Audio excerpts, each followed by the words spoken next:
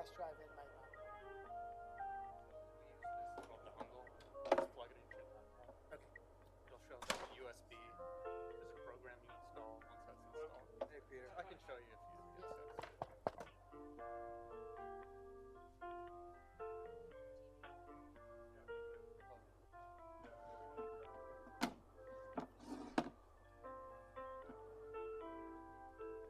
Alrighty, what's up?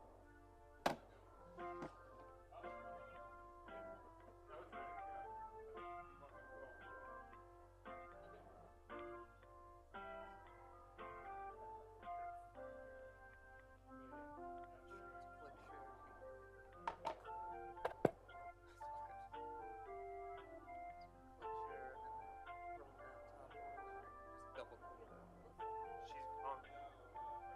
They just left. And you said Easton?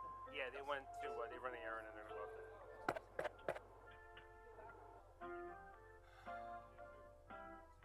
Hey, there's no backup. When you're ready, just hit that.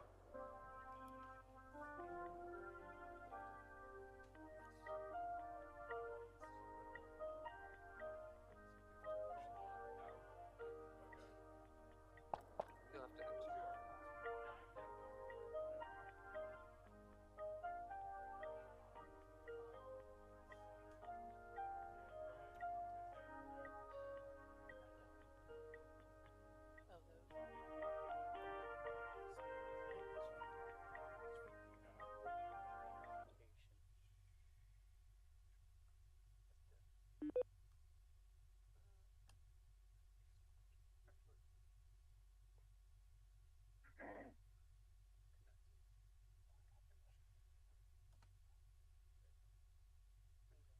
Hit it again.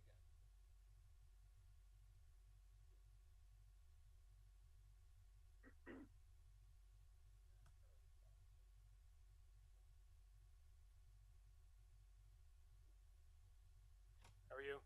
I'm well, and you? Well, thanks.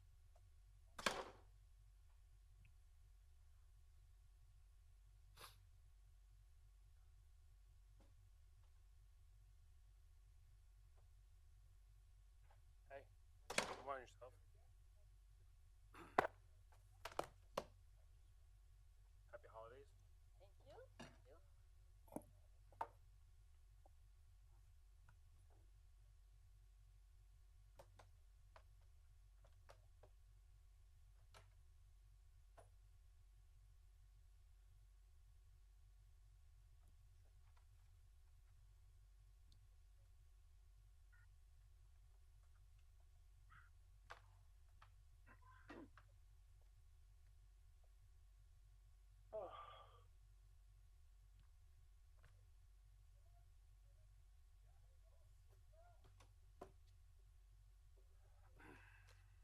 Good. Good. How are you? Why not? Hey, Steve. Hey. All right. How are you? Good to see you.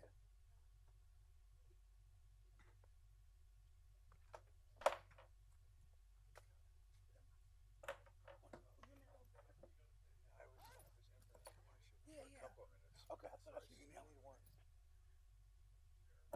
Yeah. I couldn't stay up. Hey Artie, how you doing? Yeah, no problem. I talked to Josh, yeah, no problem. Oh my gosh, we have royalty in the house. Yes, Becky okay. Bradley's here. Yeah, yeah.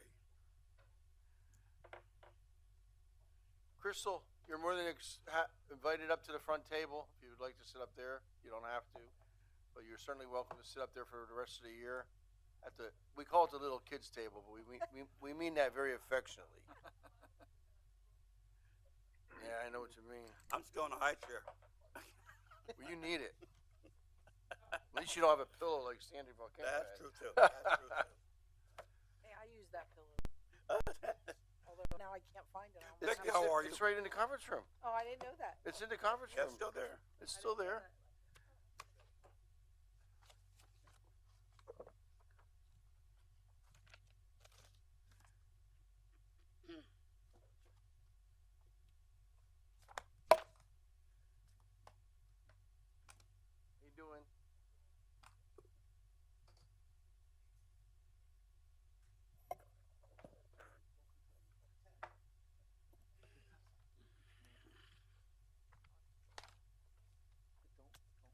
Okay, it's 6 o'clock. I'd like to call this stated session of City Council order. Please rise for the invocation, followed by the pledge of the flag. Heavenly Father, as we meet here this evening, let us give the wisdom that we need to make the right decisions for our residents. Let us all remember the passing of our captain, Fire Captain George Leighty, who was buried this past Saturday, and we had a flag lowering on Friday evening for him. But let us also remember that we want John Bright to have a very long and healthy retirement as he retires this Friday after 50 years of dedicated service to the city of Easton. Amen. I pledge allegiance to the flag of the United States of America and to the republic for which it stands, one nation, under God, indivisible, with liberty and justice for all. I'd like to welcome our county executive also, Lamont McClure. Thank you for being here. We're going to start with the roll call, Madam Clerk. Mr. Brown? Here. Mr. Ettinger? Here. Mr. Milan? Here. Mr. O'Connell? Here. Dr. Ruggles, did you get in? Remotely here. Yes, He's in. I hear him, but he's not very loud. remotely here. Dr. Ruggles, did you hear me? Yeah. Yeah, remotely here. Okay. Can you hear No, me? that sounded a little better. Mrs. Sultana? Here. And Mayor Pianto? Here. Approval of the agenda, please. Move to approve. Second. Moved in second. Any discussion? Roll call. Mr. Ettinger? Aye. Mr. Milan? Aye. Mr. O'Connell? Aye. Dr. Ruggles? Aye. Mrs. Sultana? Aye. Mayor Pianto? Aye. And Mr. Brown? Aye. Our action on our minutes of our last meeting, June 14th, which was Flag Day. Is there approval? Move to approve. To approve in second. Any additions, deletions, or corrections? Roll call, Madam Clerk. Mr. Milan? Aye. Mr. O'Connell? Aye. Dr. Ruggles? Aye. Mrs. Sultana? Aye. Mayor Pianto? Aye. Mr. Brown? Aye. And Mr. Ettinger? Aye. At this time, we have a presentation by the chairman of our Lehigh Valley Planning Commission, as well as their directors here, and also the board chairman, Mr. Glickman is here, well, former board chairman, current board chairman. All right, that's right. Lamont is the chairman of the LVTS. There we go. I got it right. We approach. Absolutely. You're not an attorney here. How are you, Becky? Good, how are you? Good. Good evening, honorable members of the City Council. It's a distinct honor for us to be here with you tonight to present the Community of Distinction Award. When the mayor and his team were making the presentation to the LVPC with respect to their Community of Distinction application, I almost felt like I should recuse myself, as the county is a partner in so many of the wonderful Very things many. that the city of Easton is doing. But with that said, the people of the city of Easton are responsible for a remarkable renaissance. Not too very long ago, we can remember a city on the ropes. But thanks to the mayor's leadership and the leadership of you, the honorable members of the city council, and all of the entrepreneurs and investors that have come to the city of Easton, we can now say these things for certain. Seizing on a rich history that dates to the American Revolution, Easton has taken advantage of its location at the confluence of the Delaware and Lehigh rivers and along the D&L Trail to build a bustling tourist market that includes 120 free admission festivals, parades, and community events, a highly touted restaurant scene, and a regional tourist destination like the Crayola Experience and the Nurture Nature Center. Perhaps the most impressive is that the city has experienced $1 billion worth of completed or proposed development, and most of the mixed-use redevelopment built through partnerships and collaboration. It's enticing people to move into the urban core. The Simone Silk Mill, Confluence, the Marquee are projects that fulfill the intent of future LV, the regional plan, and to encourage mixed-use strategy to increase density in urban areas using infill development. Projects like these support walkable and transit-oriented community and ensures that the development occurs in a sustainable manner. For those examples and many more, Easton is recognized as the Lehigh Valley Planning Commission's 2022 Community of Distinction. Congratulations. Thank you, Well Steve. deserved. Thank you, Steve. Thank you, Steve. Becky is our former planning director. Do you have anything to say, Becky? Well, we've got 9 signs per Dave Hopkins specifications for you guys to put at entry points. They're beautiful. Thank you so much. Thank you. Celebrated for a very long time. Thank you very much. It's very nice. Thank you very much. The award was great, but the signs are going to let everybody know. Yeah. So we're happy. Yeah, The diamond. And it's, they're not merely signs. They really are symbolic of what you have done here. It is a remarkable renaissance in the city of Easton, and you all should be very proud of the work you've done. Thank you. Thank you, Mr. McClure. Thank you. Thank you. Anybody from city council want to say anything? Okay, we're moving on to the Carl Stern Arch Trail. Mr. Toya and Miss Melissa Sirachi.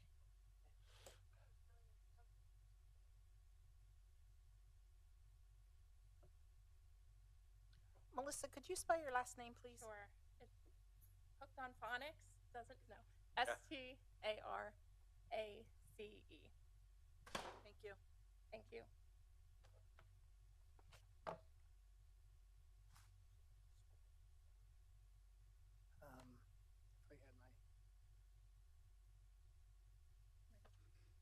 If I had my share, play.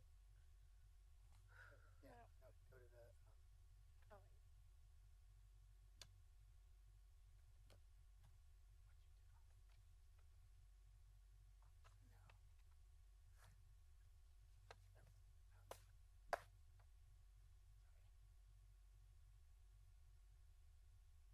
Sorry now about I'm presenting you.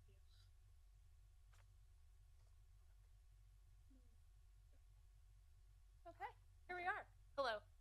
Thank you all for having us, Mayor Panto. Thank you for inviting us to be part of tonight's council meeting and provide an update on the program for council members and so many people here from the public.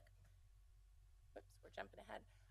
Again, my name is Melissa Steris. I currently serve as the board chair for the Carl Sterner Arch Trail, and I'm joined here with our executive director, Jim Toya, who has been with the trail much longer than I, and we'll talk a lot about programming. But what we wanted to do tonight first is recognizing that we might have some new faces on council, as well as just listening in tonight, is to provide a little bit of context about the trail and then move into the programming that we've done, and then talk a little bit more about partnerships in our future and how the city might choose to be more involved in the future. So when you think about the trail really exists, and when we hear about Northampton County and this incredible award that was just recognized through the Planning Commission for Easton, it really comes down to collaboration and the citizens of Easton. And this was all a very forward-looking thought of how can we use this underutilized space, I don't know why it keeps jumping, how can we use an underutilized space within Easton and create it into a place for civic dialogue, for art, nature, and have this interconnectedness and convergence of all of these elements coming together.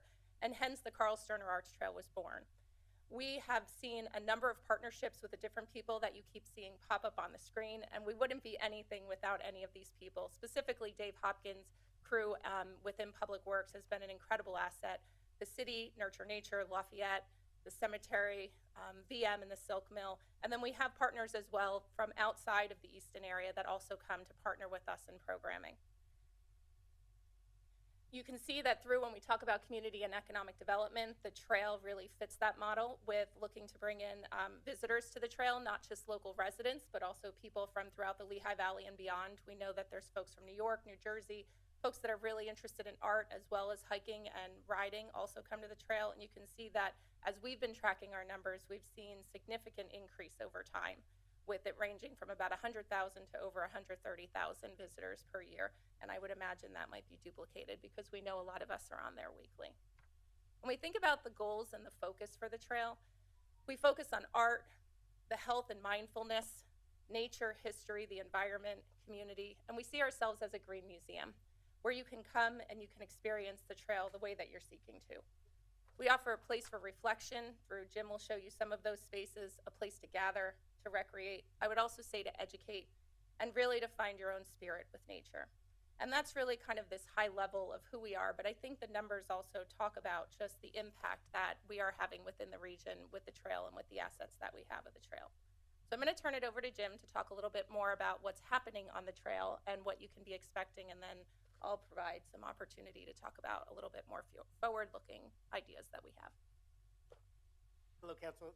Thank you very much for allowing us to be here tonight. And Becky was here a little bit earlier. She was so crucial in helping to establish the Arts Trail from the very beginning, 2011. We are doing a lot on the trail, and though we're kind of wedged in between North 3rd Street and the Silk Mill, a lot goes on there. So I just want to show you a couple of things to hopefully convince you to get out and get on the trail more. This is our sycamore tree. It's a witness tree. It was born in 1757, so it's only 5 years younger than the city itself. We've recently created plaques for it, and on that plaque we have a number of cited dates that surround around 1757, I'm sorry, both in terms of the city, the country, and the world. This is our labyrinth, part of our health and wellness initiative on the Arts Trail. But art is really the glue that brings all of these things together. We plant trees that aren't just trees, but they're art pieces. This is a project with Sam Van Aken, who built a tree that grafted 40 different types of fruits on the tree. So if you go on the Arts Trail, you can actually see 20 of the 40 different stone fruits growing on the tree right now. It's a pretty amazing little project. Not so little a project.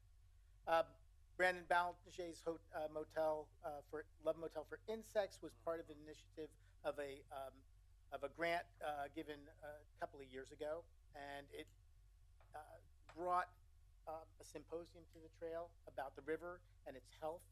So we used art as a way to talk about nature and the environment. And this is some of the projects that were happening during that event. We have a wonderful Freedom Fighters mural on the trail that was created by Habib Fall, who is a town resident, lives on College Hill.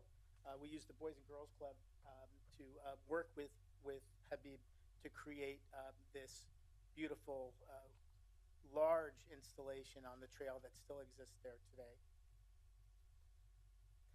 We have a number of annual events that happen. The Artful Dash will be happening again this October 15th. It's an excellent opportunity for us to show off the trail. We have a Come As You Art and ARF this year, Halloween party, parade, and our annual winter solstice, which happens in December. This is the Red Sand Project, which is reaches out to indigenous people in the area and calls to attention all the indigenous people that are lost or forgotten in our country and around the world. Movies on the Trail, of course, happens in the summer.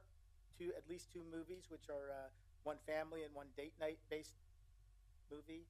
And coming on July 30th is La Gira Gira, which will be presented by our sculptor from Lafayette College, Nestor Heel. And it is a community picnic art event. So everybody mark down your calendar for July 30th, 4 p.m. That's going to be a lot of fun. We've gotten a number of hotel tax grants from Lehigh Valley, and we created an interactive map with our first grant, which I think serves the entire city very well. It maps all of the things on the Arts Trail that are there, not just sculptures, but all the points of interest. And we extended that beyond and into the city so that it shows City Hall, Siegel Museum, a number of other important parts of the city. And you can go further along in the interactive map and find more information about each of the artists, City Hall, whatever you click on, there's more information to go through, like the Siegel Museum and the Young Master as well. One final thing, in terms of our projects happening on an ongoing basis. As you know, Eastern Iron and Metal property is going to be cleaned up and developed. The first portion of that will be on the Arts Trail, or a connection between Bushkill Drive and the Arts Trail. The old train trestle will be refurbished starting fairly soon, before the end of the year, I believe. So we're looking forward to that. I'm going to turn it over to Melissa.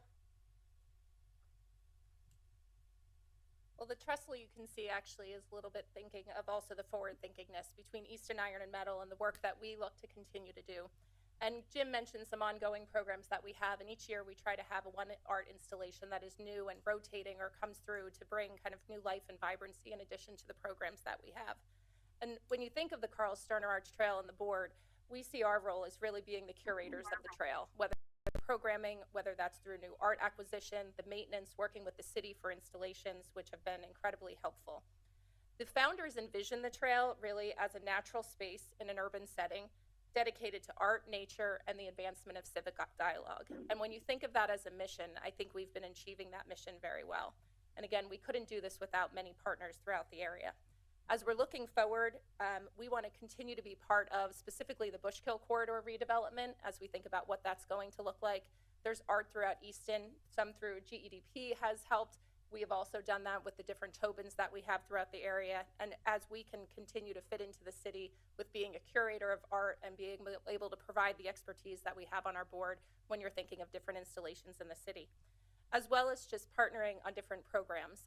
In 2025, although it seems a long way out, and sometimes we tend to think of 2026 with that historic moment for our country, but we'll be having a repurposed exhibition, and it's where we want to bring leading artists into the community from all parts of the United States to really look at how land, how art, how nature is all used in this repurposed idea to be able to bring people to Easton.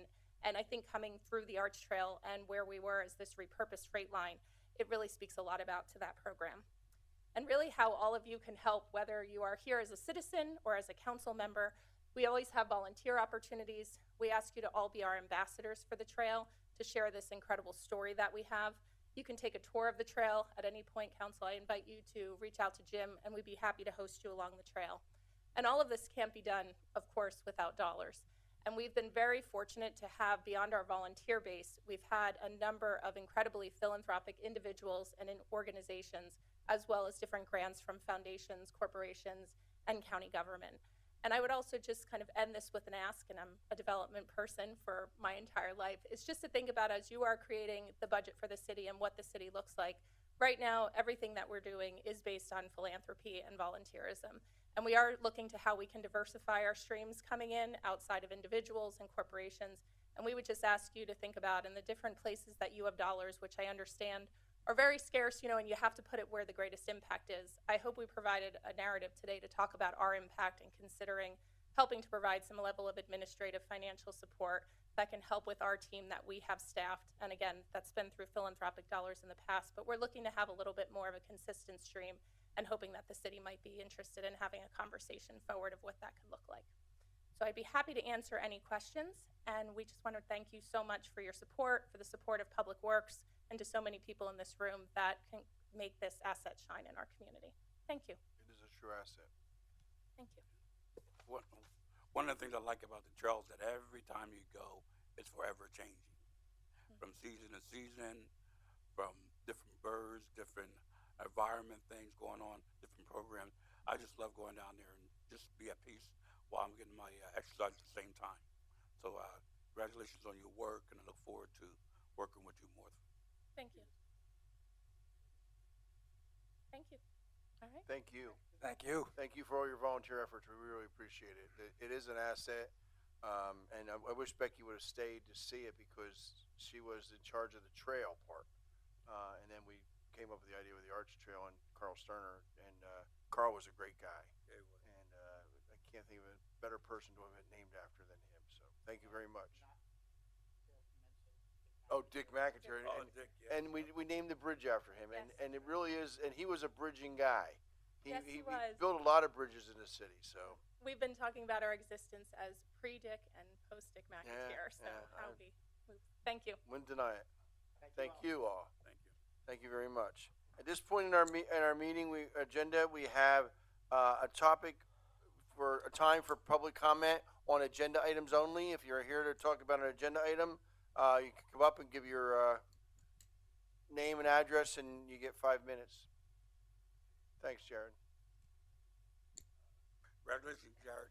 Jared Mass, 325 Northampton Street, Easton. Just wanted to comment on something on the consent agenda and encourage and applaud the city for applying for the Safe Streets for All grant. Whether the city were to adopt a Vision Zero, officially adopt or unofficially adopt a Vision Zero strategy for zero pedestrian deaths, I do think that it's important to continue to focus on making our city safer, both for pedestrians and for cyclists, and where those folks all kind of convene. Obviously, there was pedestrian death in the last couple weeks. You know, there have been other deaths. Lehigh Drive, Lafayette student was hit as well. So I know the city has to come up with some match, and just again, I'm voicing support for that application. GDP works with the city, strategizing around certain grants. The city has to be the applicant for this grant, which opens up the possibility of implementation dollars from the infrastructure bill through the federal government. So I think it's a key opportunity and something that can bring different planning documents together and help set a vision for the city around safer streets, safer sidewalks, and safer places. So that's it. Thank you. Congratulations, Jared, on your bundle of joy. Thank you. I got to get out the door. Feeding time. Thank you, Jared. Yeah, that safety, it's very important. Yesterday, I witnessed a car making a left-hand turn on the 4th Street at Ferry, and the young lady that he almost hit, she was walking her dog, had to pull the dog by the leash to get the dog out of the way. Both of them were almost hit, and the guy just never realized. We have too much distracted driving. We really need to look at that. The 2 intersections we're looking at on College Hill, we're also getting some movement on that.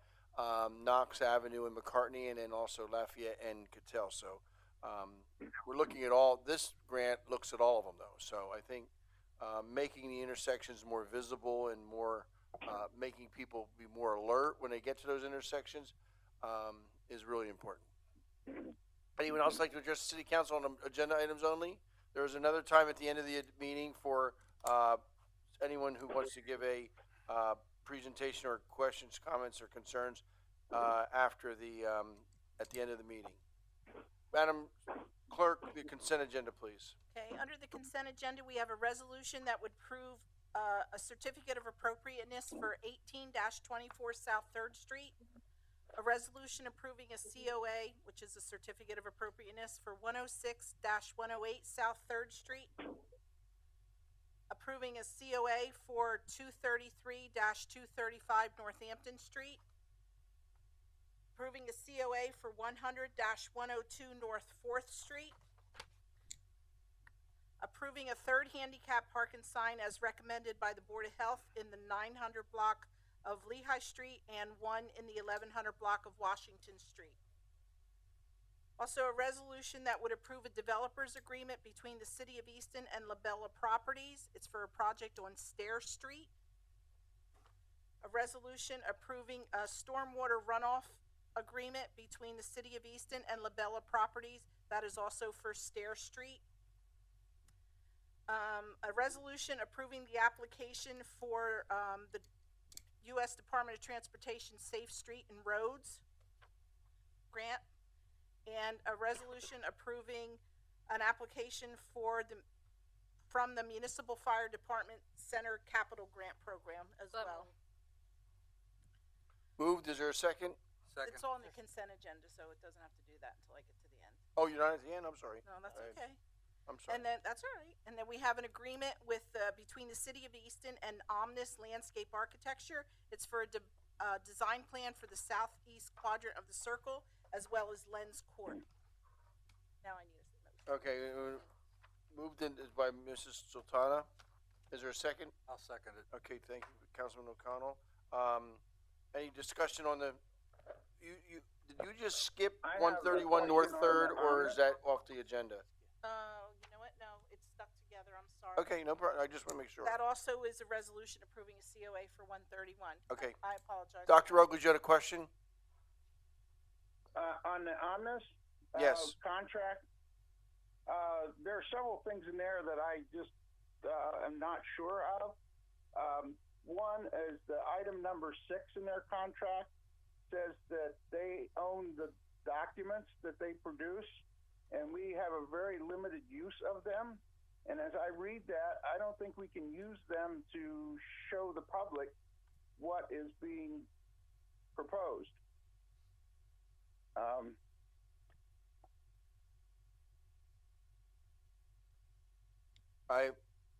It's a very common for sorry, that- professionals to that's have that under- in their contract. Mr. Hopkins isn't here. Mr. Shear?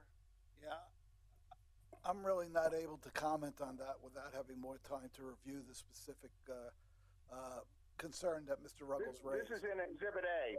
Yeah.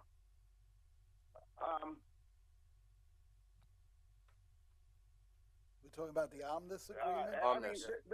there's other language in here that really concerns me on this particular document because they have we in their Exhibit A, number 24. They say that they are only liable for, in our particular case, up to $50,000. And I'm sorry, that's the wrong one. 22.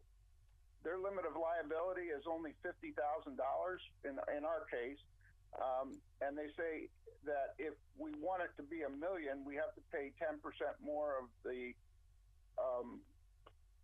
total fee.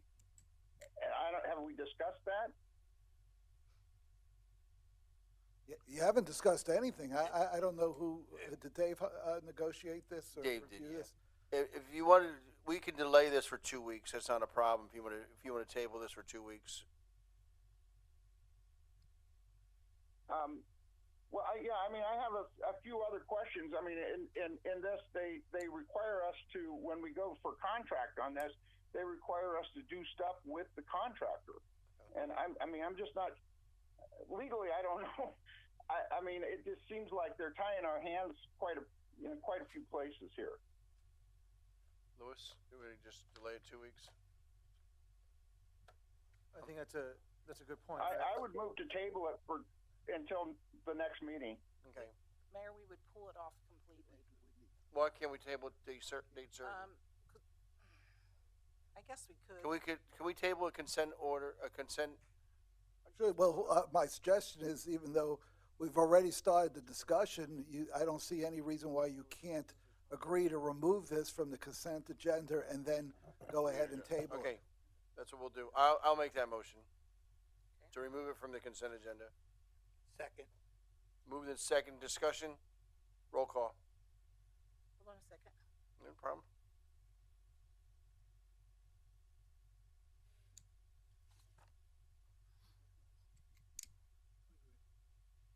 Okay, so to remove this Hello? one, Mr. Milan? Aye. Mr. Ettinger? Aye. Mr. Brown? Aye. Mayor Panto? Aye. Mrs. Sultana? Aye. Dr. Ruggles? Aye. And Mr. O'Connell? Aye. Okay. Okay, there are no reports received by council, so we want to right on to committee reports. Councilmember Brown, Finance Committee. Thank you, Mayor. We did meet last night, and we went over, our Director Zaneski went over the year-to-date for us from May. And also, he talked about the 2022 audit last night, and he said if any questions, could certainly send it by email to him today. Have you received anything, Mark? Have not received anything. And also, I just want to thank the city for putting up the speed sign on Smith Street Hill as we come down, going eastbound. That was really surprising to see, and glad to be there. So hopefully, we could stop pedestrians from hitting that wall and steps there. Hopefully. Economic Development Committee, Councilmember O'Connell. I have no report, Mayor. Planning and Codes Committee, Councilman Sultana. Mayor, we do had a meeting last night, but I wasn't able to call in. So, Mr. Lewis, if you want to explain something like what we discussed about the ordinance, or Mr. Narowski was here last night? Yes. Mr. Narowski just reviewed, Mr. Narowski summarized the ordinances, the changes that are being introduced on the agenda tonight. That's all. And that's all? Okay, Yes. thank you. Okay, Okay, Public Safety Committee, Councilmember Ruggles. I have no report. Thank you. Public Works, Councilman Endinger. I have no report, Mayor. Administration, Councilmember Milan. I have no report. A report of the city solicitor. Yes, I do have a request, and Mr. Narowski's here on the agenda. The last item of new business, Bill number 25, involving historic preservation, and I ask that that be withdrawn from tonight's meeting.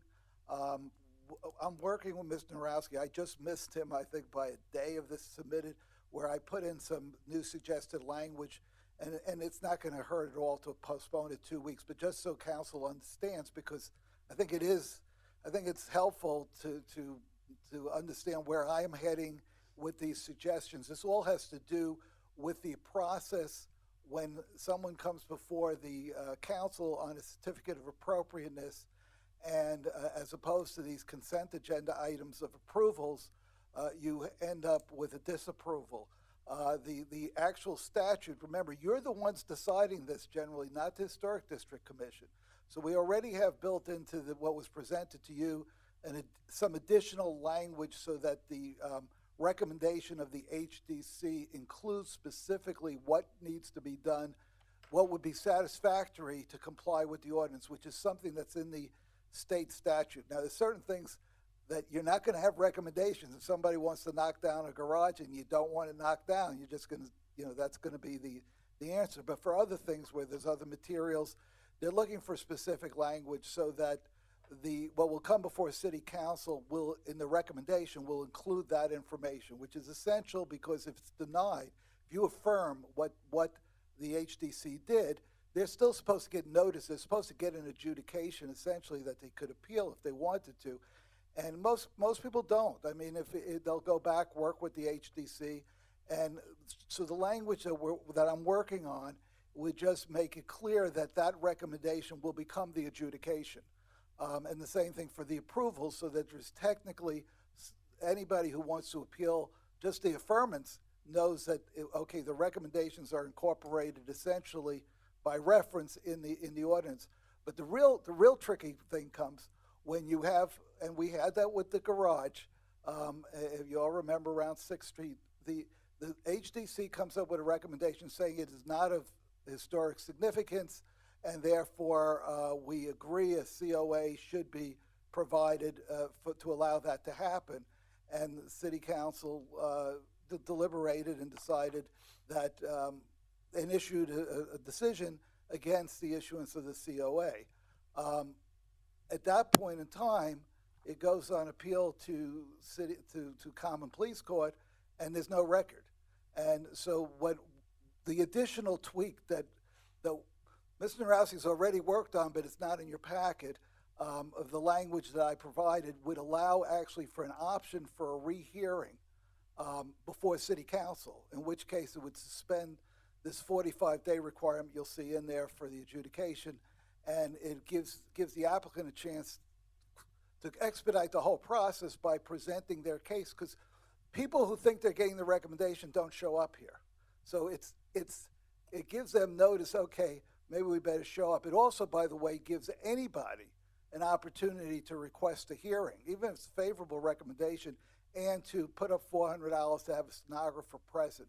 So that's on that $400. I want to make sure when you're redrafting this ordinance, that it also includes cost of advertisement, because if you're going to have a special hearing, you're going to have to advertise it. Well, I was in the rehearing. I wasn't even thinking of a special hearing. I was just because there's no just at another city council meeting. Yeah, it would just be another city council meeting if they ask for it. This is going to be. I would hope this is going to be very rare. It's going to be as rare as was it 10 years since we. I mean, how many times did this thing come up? Historic District's been involved and been in there for 20 years. Yeah. So anyway, that's the reason why I'm asking it be pulled from this agenda, so that we can finish off on some of that language to clarify an appellate process.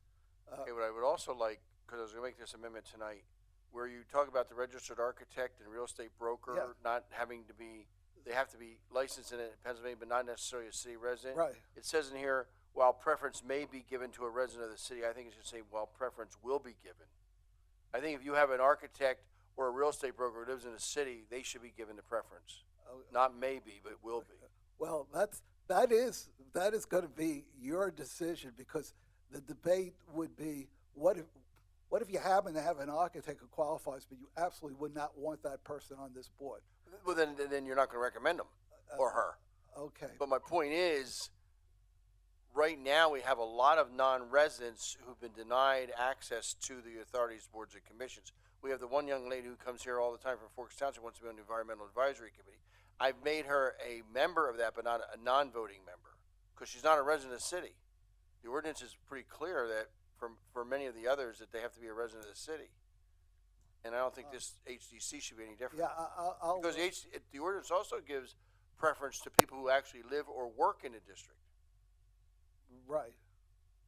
Well, that's for the at-large people. Right. And that's why this was a little different, because we sometimes have no one here that right. who would. No, I don't disagree. But in the rare occasion that we have someone like an architect, we had Jeff Martinson on for many years. He was an architect in the city. He had an office in the city. Now he lives in the city. Okay, so I just think that. Yeah, it's really ultimately it's going to be your. I think with the may. I know. Not guessing. The maybe was because we don't have a judgment, as opposed to civil service. We don't have a thing where we give points. Right. In which case we would give extra. It would be interesting if you did have a point system. Experience of the individual, or you get up to 1 to 10, and then you get 5 extra points because you're a resident. But I don't want to make this that complicated. No. But so the question is maybe or will be the most appropriate. Ultimately, it's your decision as to how you want that. That's fine with me. Okay, the mayor's. Anything else, Mr. Chair? No. But I will. Dr. Ruggles, I think, had something. Dr. Ruggles. No, I just wanted to note that in section 318-11, just a typo, the L was struck out, but the letter N should have been inserted there. So if you want to do that before next meeting, that'd be great. We'll have staff look at that. Okay, report of the mayor. I just want to recommend that let council know that we're working on the paper alleys in private alleys in the city. We have them throughout. Every neighborhood has them. We had one right behind the Ferry Street fires.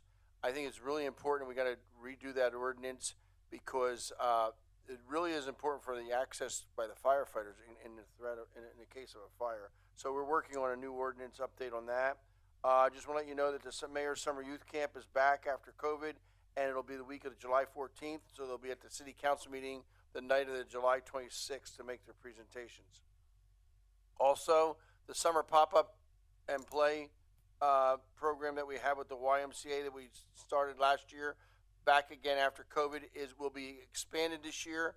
We will be adding Centennial Playground, the Union Street playground facility, and March Elementary School in College Hill. So we go from 6 to 9. Also want to let City Council know that the African American Memorial and Esquihoney Street Committee has been meeting. They had a meeting this past week on Friday at 5 o'clock by Zoom. We want to thank the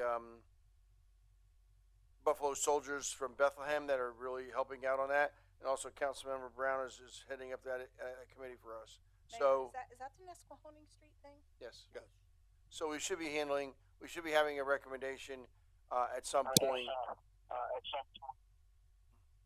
Okay. I see people here who were unfortunately members of the Victims Council, the victims of the Fire Street tragedy. So I'll take that off my agenda and we'll get an update later. Last night I did give City Council an update on the Housing Authority of the City of Easton. I guess it should be called the Housing Authority of HUD because, as I said last night, that they're trying to put together a meeting with council, myself, and members of their board at the Boys and Girls Club. They want to charge the Boys and Girls Club $200,000 more in rent, obviously put them out of business. And that was a very integral part of the Hope 6 grant. And I don't know why the new director wants to all of a sudden charge them $200,000. That's a lot of money. A lot of money. It'll definitely close their doors. Along with the other So- entities moving out. Well, yeah, and I thank you, Mr. Brown. The other part is that Penrose was given a very small office over there to collect rent and manage that property, and they've sent them a letter also requesting a large sum of rent, and they are the lease enforcement and the property management contract for the housing authority. They have now moved out. So the housing authority is taking over Neston Heights again as the provider of maintenance and enforcing their lease. And I will tell you that Penrose was phenomenal. I mean, they were really phenomenal. We had a shooting over there when Neston Heights were first opened up, maybe 10 years ago, and that was a Friday, and by Monday they were evicted. I mean, their lease has been a model for other landlords in the city. So I am concerned about that, because we certainly don't want to turn back, as the chief of police said, we don't want to go back to where we have a Delaware Terrace again instead of a Neston Heights. Neston Heights is phenomenal, and we want to keep it that way. So we have some meetings, hopefully, that Mr. Martin will decide that he wants to meet with us and go over some of these issues and hear his side of the story. We haven't heard it yet. So I will keep city council appraised of that. And that's the end of my report. Move on to the city administrator, Mr. Campos. Just a quick report, Mayor. Chief Hennings and myself went out for a visit to Lancaster City to take a look at their new fire central, if you will, building, and meet with the chief. We also then met with the chief of Manheim Township and took a look at their facilities as well. One thing I do want to note about Manheim is that they have about 26 full-time firefighters and about 20 part-time firefighters. And they had an interesting facility in that they leased their facility. But nevertheless, it was a good trip. So I just wanted to let everyone know that. Thank you. Good. Well, it's really good. I also attended, unfortunately, I've been at the fire station once to talk to the platoon that Captain Lighty was a member of, and once to give the men up there a luncheon for being the platoon that responded first to the Ferry Street fire tragedy. So I've been up there quite a bit, and I was up there again a third time this week for new equipment that they received, the new Jaws of Life and stuff, which is remarkable. When we talk about fire equipment, we usually think about fire trucks and apparatus that we spent. What is the new pumper's 800,000? No, 1.3 million. The one we ordered is 800,000, and the tiller is 1.7 million dollars. It's a lot of money. The radios are $600,000, but what we received was we just purchased was the Jaws of Life. And if you're stuck in a car and time is of the essence, these are no longer hydraulic. This equipment, there's 4 different pieces of apparatus of equipment that are used to get you out of an entrapment, whether it's in a car or something else. So I was very impressed with that, and I think the public should know that we now have state-of-the-art extraction equipment. Moving on, there's no correspondence. We'll go right into unfinished business, Madam Clerk. Okay. We have bill number 21 that was introduced at the last meeting by Mr. Ettinger, which would approve an agreement between the City of Easton and Miss Melanie Yoga LLC. So moved. Moved, is there a second? Second. Moved in second. I would like to offer a friendly amendment. I still think in there, it says the parties in section 1. It says the parties understand that the precise location of the leased premises is approximate and may from time to time need to shift to accommodate other activities of the park or changing conditions as provided in river access as provided. I think that's fine, but I think that we should make it clear that it's west of the launch site. So they're staying away from the falls. That would make I know they're going to do that, but we talked about this last meeting, but if we just put into their lease that the parties understand the precise location of the leased premises, although it may change, is west of the launch site, so that any paddle or yoga that or paddle that is being done is west of the falls. I just think that's important. since it is our liability. And I'll ask Mr. Shear, I don't understand why we're involved in this lease. This is a waterway of the Commonwealth. It's not our waterway. If they want to have access to our boat launch, yes, that's ours. I believe that's the key there. We're inviting them to traverse our land, so that's what we're covering ourselves on. That's all the lease is I guess doing we for should us. find out from the Commonwealth if they require some kind of, I guess not. Well, because it's a gonna public be waterway. it's gonna be their problem, but. Okay.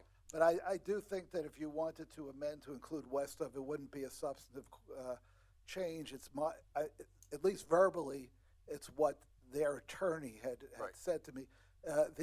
The owner's not here tonight? She Oh, is here. she is So here. if we talk about a friendly amendment, the best thing we could do is invite her up and ask if she agrees. Come on up. Mayor, would that be number 1 in the lease? Yes, it's number 1. It's right after the now therefore paragraph. I'm good with moving west. That's totally. I know who you are, but you have to give your name and address. Oh, sorry. Melanie Smith, 27 North 6th Street. Melanie, you know where the launch is, obviously. You've looked at this, so it would be west of that, towards Humor Park, not towards the falls. Correct. Towards Okay. Humor Park. We want to go upriver, Upriver. away from the falls. Right. Yeah. Okay. Okay. And that actually just confirms sort of that the eastern part of it is just to get to there. Right, yeah. I don't know if you don't require anything from the Commonwealth, do you? No, not for there. What I Neither was. did the tubing company, so. Yeah. Down in for Delaware. there, because it's Easton property. Right. It's not like I have permits with Fish and Game and other locations. Oh, okay. And that doesn't fall under them. Okay. Yeah. But your understanding, well, the Lehigh itself is that considered Eastern property, or I guess it's No, it's a waterway of the the Commonwealth. waterway of the Commonwealth? As a Yeah, matter of that's fact, what I'm the Commonwealth owns that falls. saying. Okay. Yeah, but where the paved boat launch is, Yeah, that's Okay, on so off, that- that's so that's ours. what we're that's talking yours. about. Yeah, yeah. Thank you, Mel. Thank you. So I'll make that as an amendment to insert the word west. What, hold on, I want to make sure I got the verbiage correctly. You want it clear in the contract that it's west of the launch site? Right. Okay. Joel, are you going to contact the attorney, or you want me to do it? Just put it in there and let them know that this is what was passed. Okay. Is there a second to the amendment? Mr. O'Connell did it. Okay, Mr. O'Connell, thank you. Roll call on the amendment.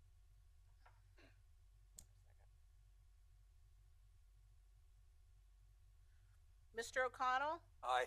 Mr. Milan? Aye. Mr. Ettinger? Aye. Mr. Brown? Aye. Mayor Pianto? Aye. Mrs. Sultana? Aye. Dr. Ruggles? Aye.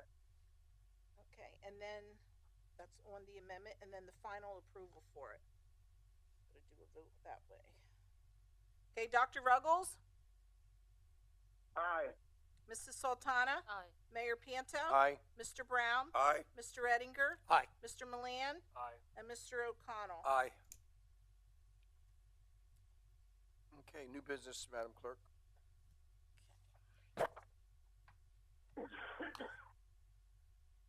We have bill number 22 being introduced by Mrs. Sultana, which would amend sections in chapter 222 buyer notifications of the Code of the City of Easton.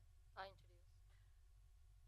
We have bill number 23 being introduced by Mrs. Sultana, which would amend sections in chapter 285 fees of the Code of the City of Easton. So I introduce. And bill number 24 also being introduced by Mrs. Sultana, which would amend sections in chapter 515 streets and sidewalks of the City of Easton. I introduce. Okay, and then we have bill number 25 Withdraw. that we're removing it. Well, I need a motion to remove it, I think, don't I? Motion to remove? Yeah, because it was approved at the beginning of the meeting. Yep. So who's making a motion to remove it? Mr. Brown, I'll Second. second it. and there's a second. Roll call, Madam Clerk. Okay. Mayor Pianto? Aye. Mr. Brown? Aye. Mr. Ettinger? Aye. Mr. Milan? Aye. Mr. O'Connell? Aye. Dr. Ruggles? Aye. And Mrs. Sultana? Aye. Okay, this time we have public comment on any item of comments or concerns coming to the City of Easton. I ask that you come up and give your name and address, please. Artie.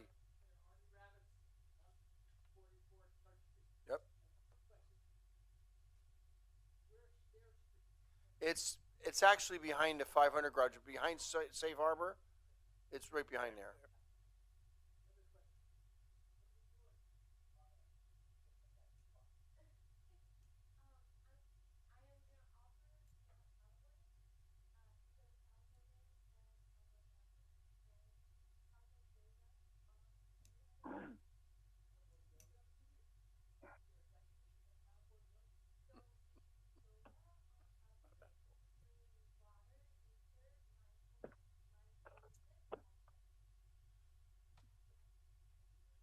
Thank you, Mr. Ravis. And the other thing I forgot to mention is that the tubing company that came across the river and was housed in our parking garage for the last few seasons, obviously the parking garage is coming down and they can't be there. So they have secured location in One Center Square, where the hotel is going to go, because the hotel doesn't plan on tearing that down till sometime later in the fall. So they'll start there. They're still looking for a place. So if you know anybody that has a spot for the tubing company, Two Rivers Tubing, let them know.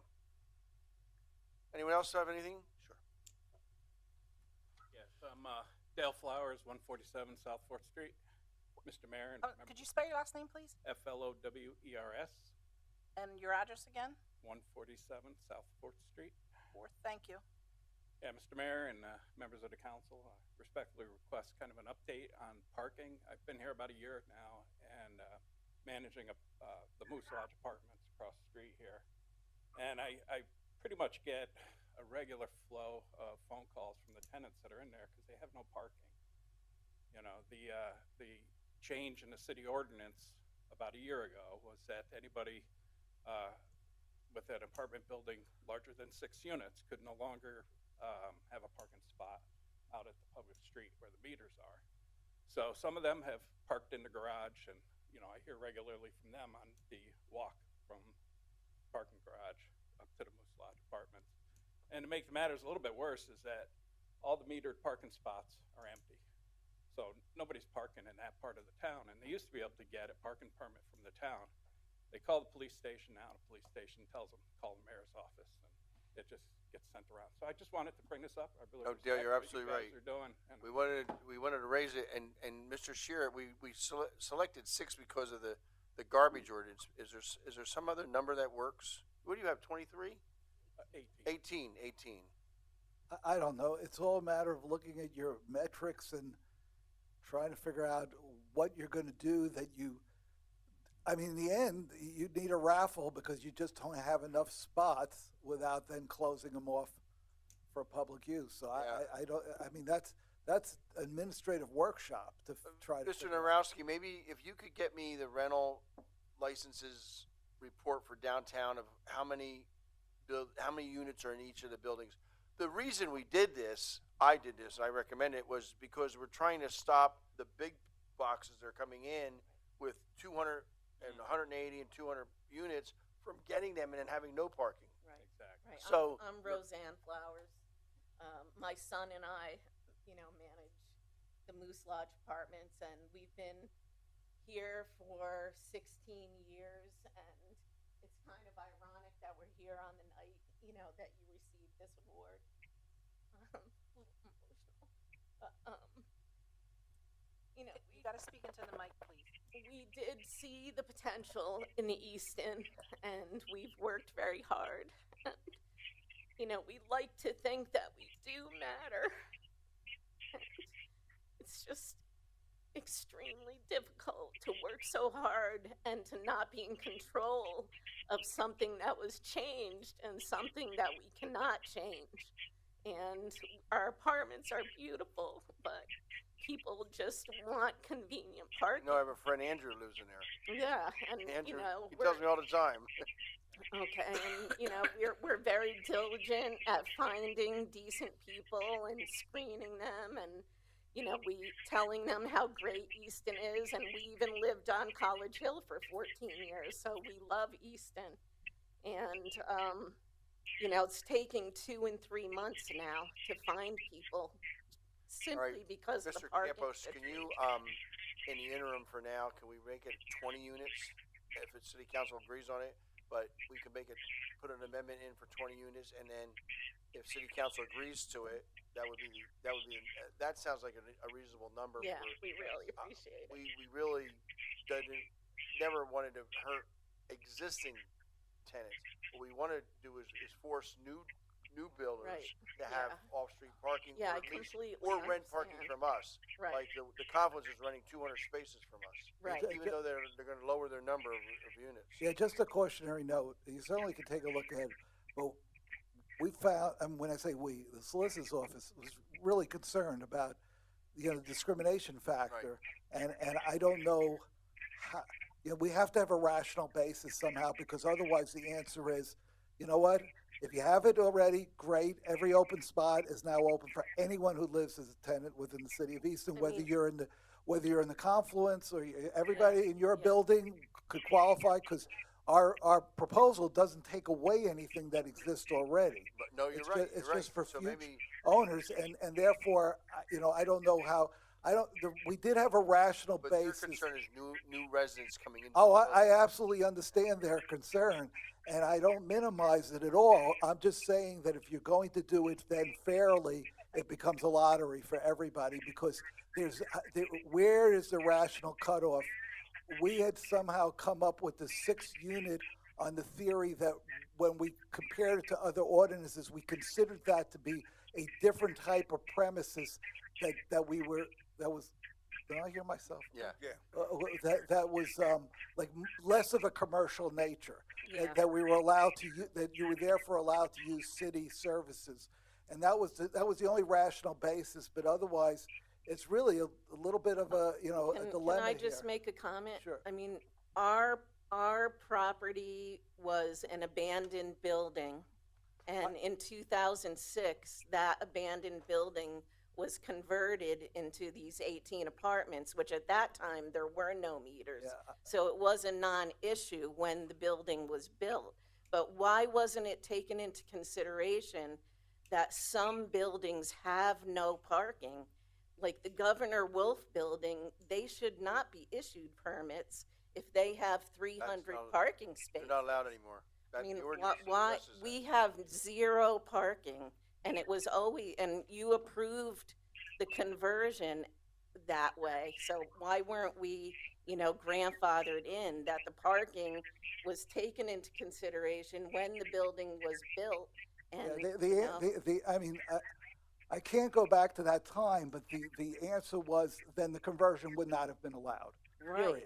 So if that's what the preference is, then we have to look at the zoning, we have to get strict parking requirements, and basically not allow any new development unless they provide their own parking lot.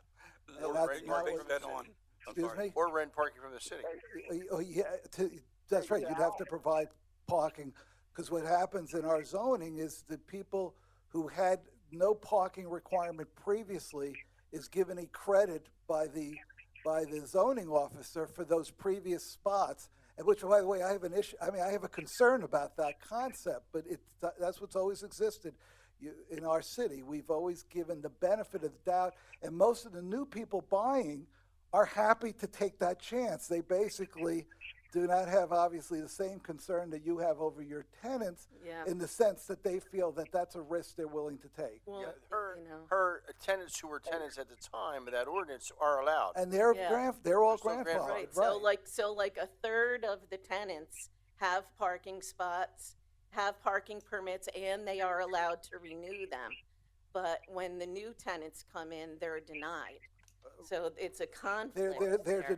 Basically what happens is, and this is a matter of pure economics, they're denied a low-cost parking spot. They have the opportunity, as would happen in the cities, to pay. Their cost of living within the city of Easton actually grows because they have to put away $50, $70, some amount of money to utilize and rent spaces from But it's whoever not runs the only parking the lot. money, it's the distance that they have to travel in snow and rain and Well, with their that- small child, and young women at night and, Well, you know, the safety I- factor. Yeah, it's probably more appropriate to discuss it in a committee meeting, but I mean, when I'm listening, the parking, I mean, at that point, you might as well just give the entire block and dedicate it, just like the handicap spots for one particular property owner. It's not gonna work. Yeah. It's just not gonna work. If a person can't walk 2 blocks to a garage, Half a block.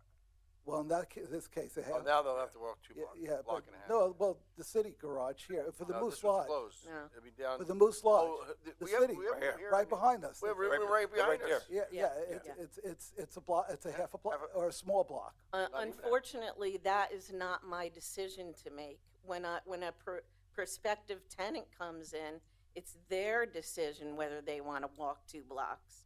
I can't make that decision for them, and that's where the issue comes in. You know, So right now, you're, I'm competing with other buildings around so that all, have all, parking lots. so all your tenants basically grab 18 spots right along 4th Street? Some would 22 or still park 25. in the garage, and some, you know, we go up MJ Corey Place, and yeah, they would park along 4th Street and up MJ Corey Place, and there's a side street here by the church. All of the buildings around us have their own parking lots. The Social Security Building, the church, the Housing Authority now put up a gate so that nobody can park in their lot. So Our you know, biggest problem is the private parking lots are not accessible at night, and they're closing them down because of liability insurance. I mean, we have more private parking spaces when the parking study came out than we have public spaces, and that's the issue. And the other issue is we have a walking problem. People don't want to walk. yeah, It's not a park. We have plenty of parking. yeah. We have parking here. We have parking in 4th Street. They don't want to walk. I thought when we looked at this too, we did that, Lewis Dunn, office broke down it by, a matrix. It was a matrix that we went by, am I correct when I say that? And that's based on how we came up with that decision. And I understand what you're saying, Yeah. being that not the building, but when it got converted into apartments, Right. they didn't have parking, because where the housing authority is now, the office, that was part of Moose years ago. Oh, okay. Yeah. Okay. Yeah. All right.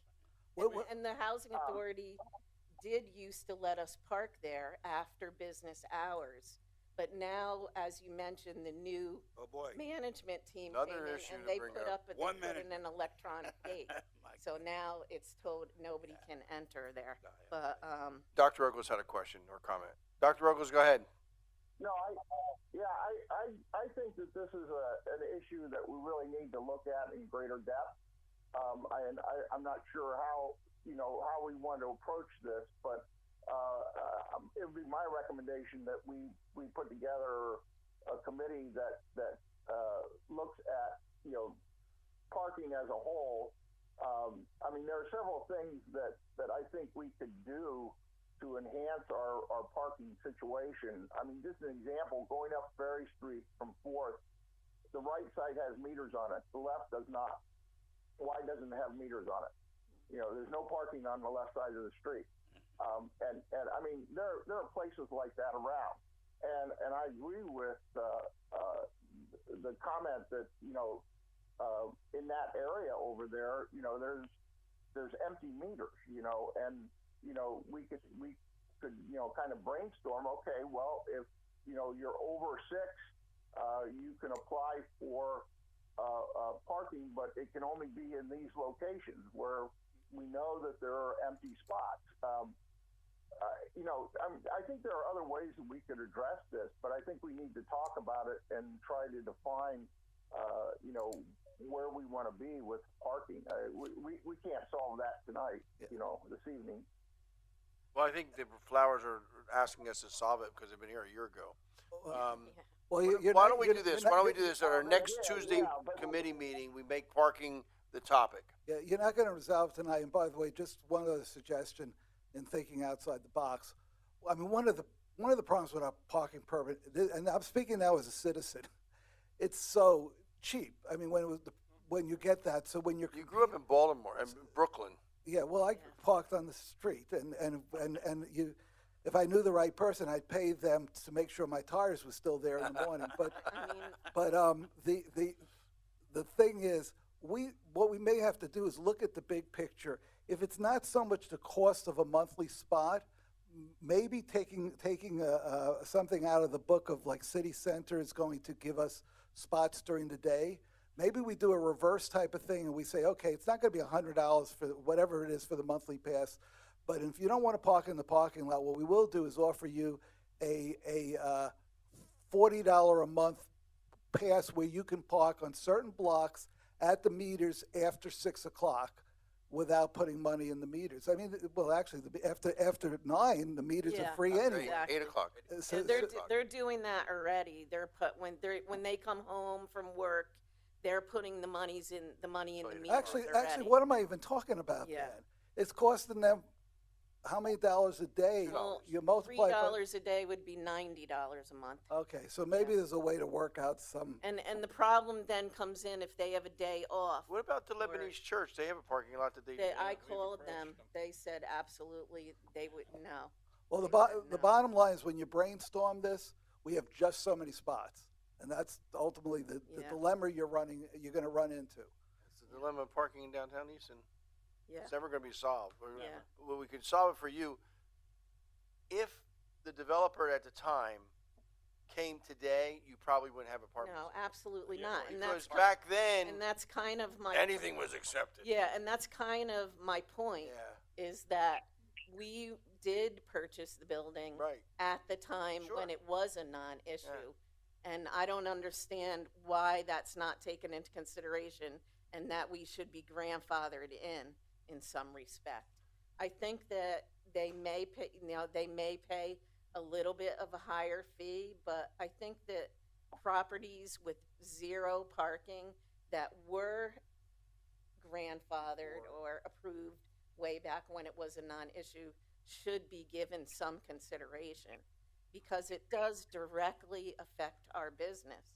And we are a hard-working part of Easton, and we like to think that we matter, you know? Yeah, the other factor, and again, it gets into the big economics of all this. When the properties were being purchased back then, look at the sale price of those properties. You weren't even factoring in the parking issue. Today, that property, if you tried to sell that property, I would almost guarantee you'd make a very nice profit, and the people buying it won't worry about where their tenants are parking. They'll buy spots from the city of Easton and be very happy to spend that money. You know, if we can't survive, we may have to consider that, unfortunately. I mean, we've worked for 16 years. Well, You've worked I think here, I think you know, there's 16 years. at least We're support very to help you. dedicated. But we don't want to deny our opportunity to make the new developments pay for parking in the city. For example, the Seville has, 75 units in the, how many people are 75, 80 units that they're paying us for in the 4th Street garage. Right. This garage, we have a proposal from the Confluence to buy 200 spaces Right. a month. So they are being held accountable by the zoning board for where your people going to park. Yeah. The parking lot up here at the Marquee has a 280 spot parking garage within it that they're going to give us 200 during the day because their tenants won't be home. Wow. Hotel Yeah. off of the square Yeah. too. Yeah, I didn't want to hijack the whole city I council know. meeting. No. I really Yeah. appreciate the time Yeah. and respect Yeah. what you folks I do. Which I is will certainly, we will make it a part of the July 11th. July 11th? July 11th. July 11th meeting, Thank committee you. meeting. And if there's anything that we can do to help with the mapping, or you want us to, drive around and see who has parking lots. Well, Dr. Ruggles, I mean, by all means. it's not a we're- problem just in downtown. Every neighborhood has a parking problem. Yeah. And Dr. Ruggles wants to use the Hoboken concept, and I think we'll ultimately look at making sure that every car is registered to be in the city of Easton, Right. even in the neighborhoods, Right. because it's just Yeah, it's for residents only. people. Right. Easton was laid out in 1752, and well, actually 1739, but we were incorporated as a city in 1752, and the streets there were no cars. Yeah. They worried about the Right. horse and buggy. Yeah. Yeah. We're trying to be fair, and we bought the building under certain circumstances, and we just want to be part of maybe a possible solution. Okay. Appreciate you coming. July 11th, 6 o'clock. All right, thank you. Thank you.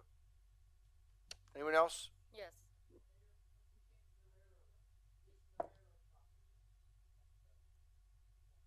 That's owned by Norfolk Southern. They only answer to one being, and it's not anybody on Earth. That's true. Hello. Hey, Samantha, how you doing? Good. How are you? Very well. Hi, Council. Thanks for welcoming me up here. Can I have your name and address, please? Yeah, my name is Samantha Jukum, and I'm here with my mom and Jean, who were fire victims on Ferry Street. So you could put 913 Ferry Street. And your last name, please, again? Jukum, Juchem. Thank you very much. Yeah, well, thanks for welcoming me up here again. I just had a few quick things I wanted to touch base on. First and foremost, I'm really proud to tell the world, I come from Easton. I'm from Kansas City. Sorry?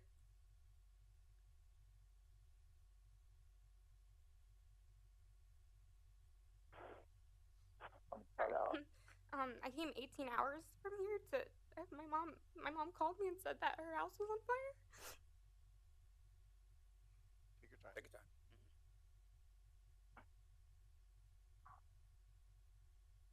Okay, sorry. And we got here, and I've been here for a month now, helping her out, and I'm more than happy to, of course. She's my mom. And first and foremost, we're really thankful for all the help that the community has done for us.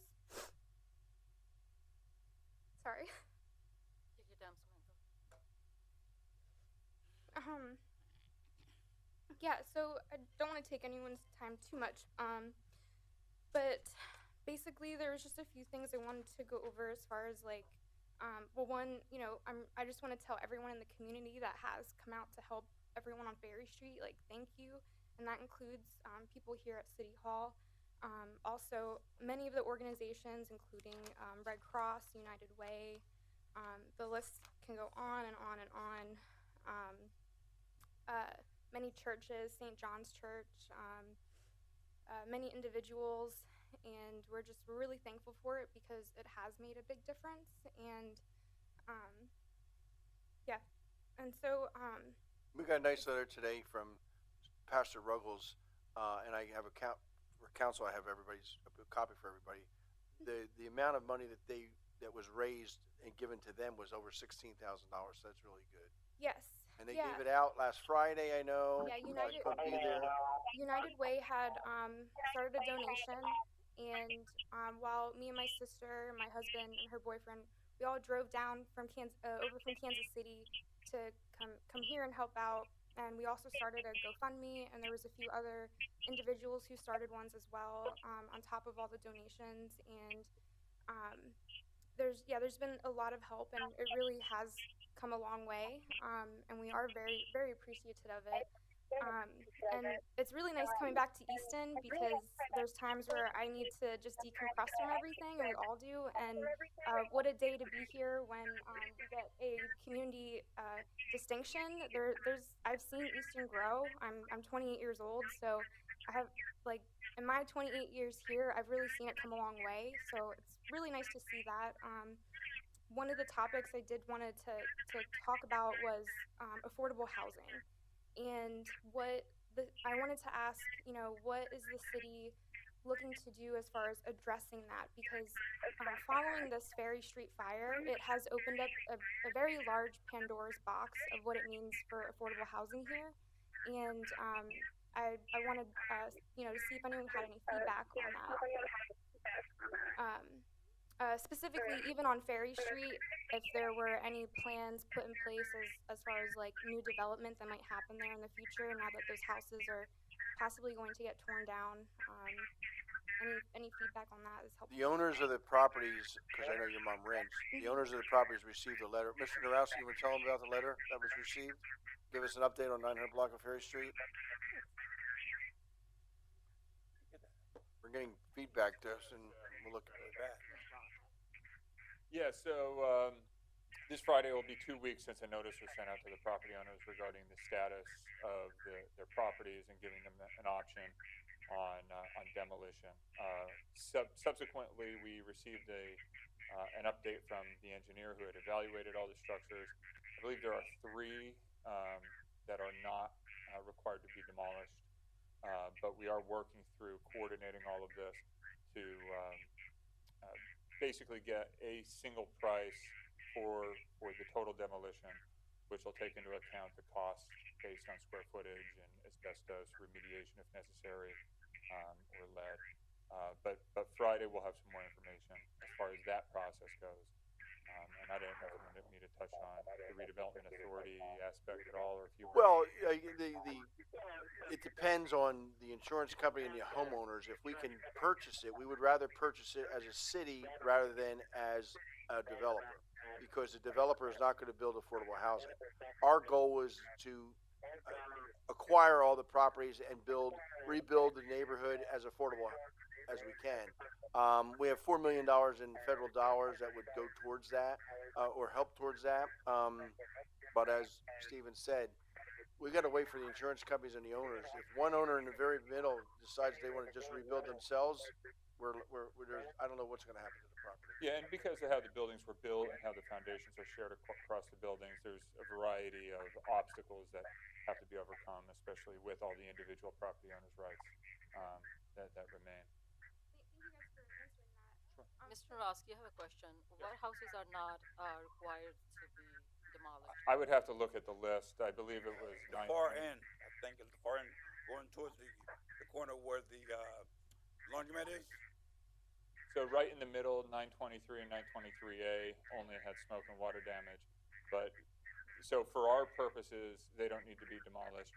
But depending on what the insurance company determines based on the amount to remediate those issues, you're right, Mr. Brown.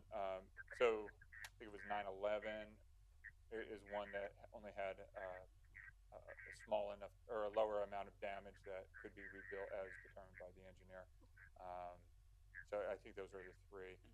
Where you're talking at the far end, you had a brick building that only had smoke damage but had fire.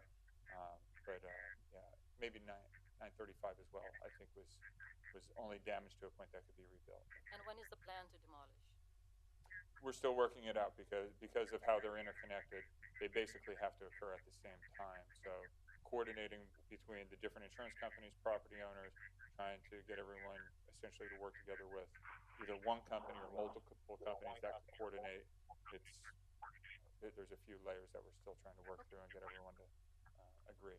All right, thank you. Surely. Samantha, you are absolutely right. The biggest problem that we're facing is that there's no housing supply, as you know. Oh yes, just being here in 1 month, we have explored every avenue we can possibly think of. Like in a month's time, I am really thankful to tell everyone though that we are getting them an apartment in July. And so we are really thankful that they're going to be finding us a new safe place to live. There's still many people that are still displaced, and I've been trying. I had one in yesterday. I had one person in yesterday looking for a space. Yeah. I have, as just someone as an individual who's not affiliated with any of the organizations or businesses that have been helping out. I've been trying to keep track of making sure no one's falling through the cracks and stuff, and with that, I kind of discovered just some a gap in this process of help, and my big question is when disaster happens here in Easton, is there a true mediator that can help keep track of disaster victims in general from start to finish? I made it's not the best drawing in the world.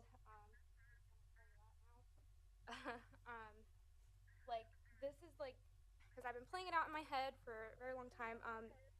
So basically, what I've been trying to wrap my head around, if there's any specific city mediator who basically can just keep track of victims in any disaster really that happens here in Easton, and could be a model to other cities as well. I know we had the Red Cross that came in and did the emergency response. And then following that, we have all the other agencies that took the baton and said, okay, now who needs help with this, and that.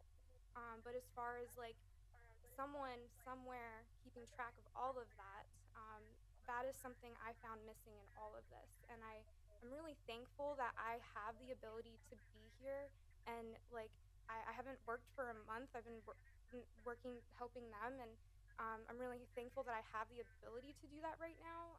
It's not easy, and it is very stressful.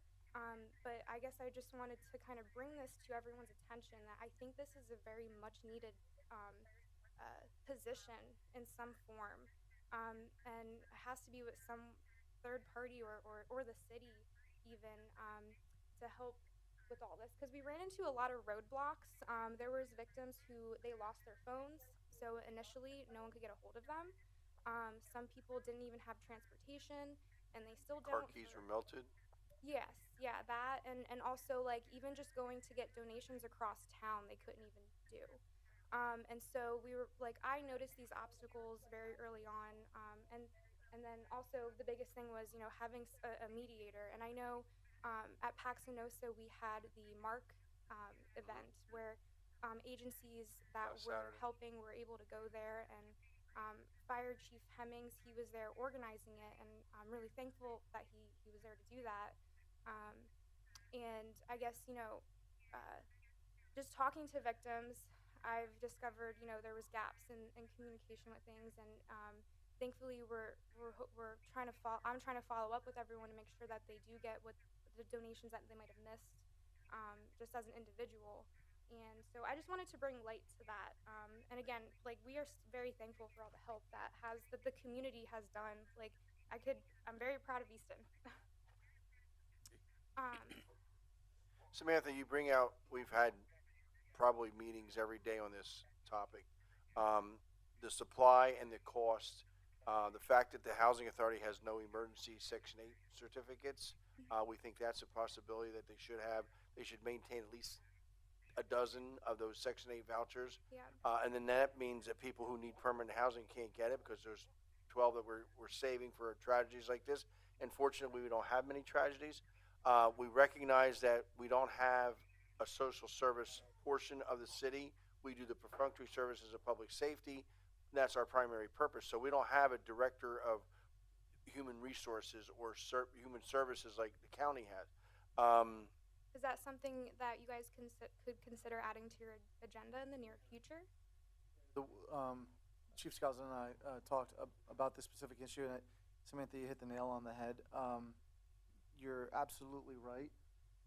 However, council was proactive. We just recently created a position for a victims advocate role. Okay. You know, as things happen, this individual is actually starting next week. Okay. So this would be an individual that would be more of a case manager and could assist in this type of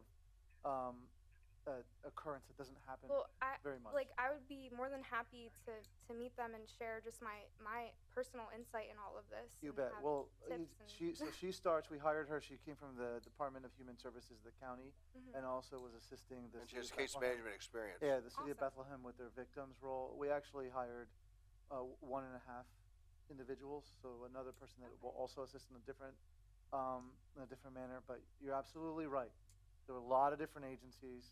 We saw that too, and I think that diagram was right on. Okay. You got it. But and we are there. And thank you for bringing that up. I think that perspective is important. No, I think also that Samantha, I'm sorry, cut you Oh off. no, I was just saying it was reassuring to hear that something is being created, and like while I'm here, I'm happy to be a resource for that too. We'll set that up. It's not going to be next. It may be next week, like towards the end of the week. Give us like a day or I'll two. be here. Because she's experienced. She's okay. Her name is Kristen Cooper, Awesome. and she's coming on board. Cool. I believe it's next Wednesday. Cool. The one Thank thing you. that this has taught us, and you're absolutely right, is about affordable housing. We've been talking about that here for a while. Yeah. I believe that I know the mayor's directors been talking about it for the last year and a half.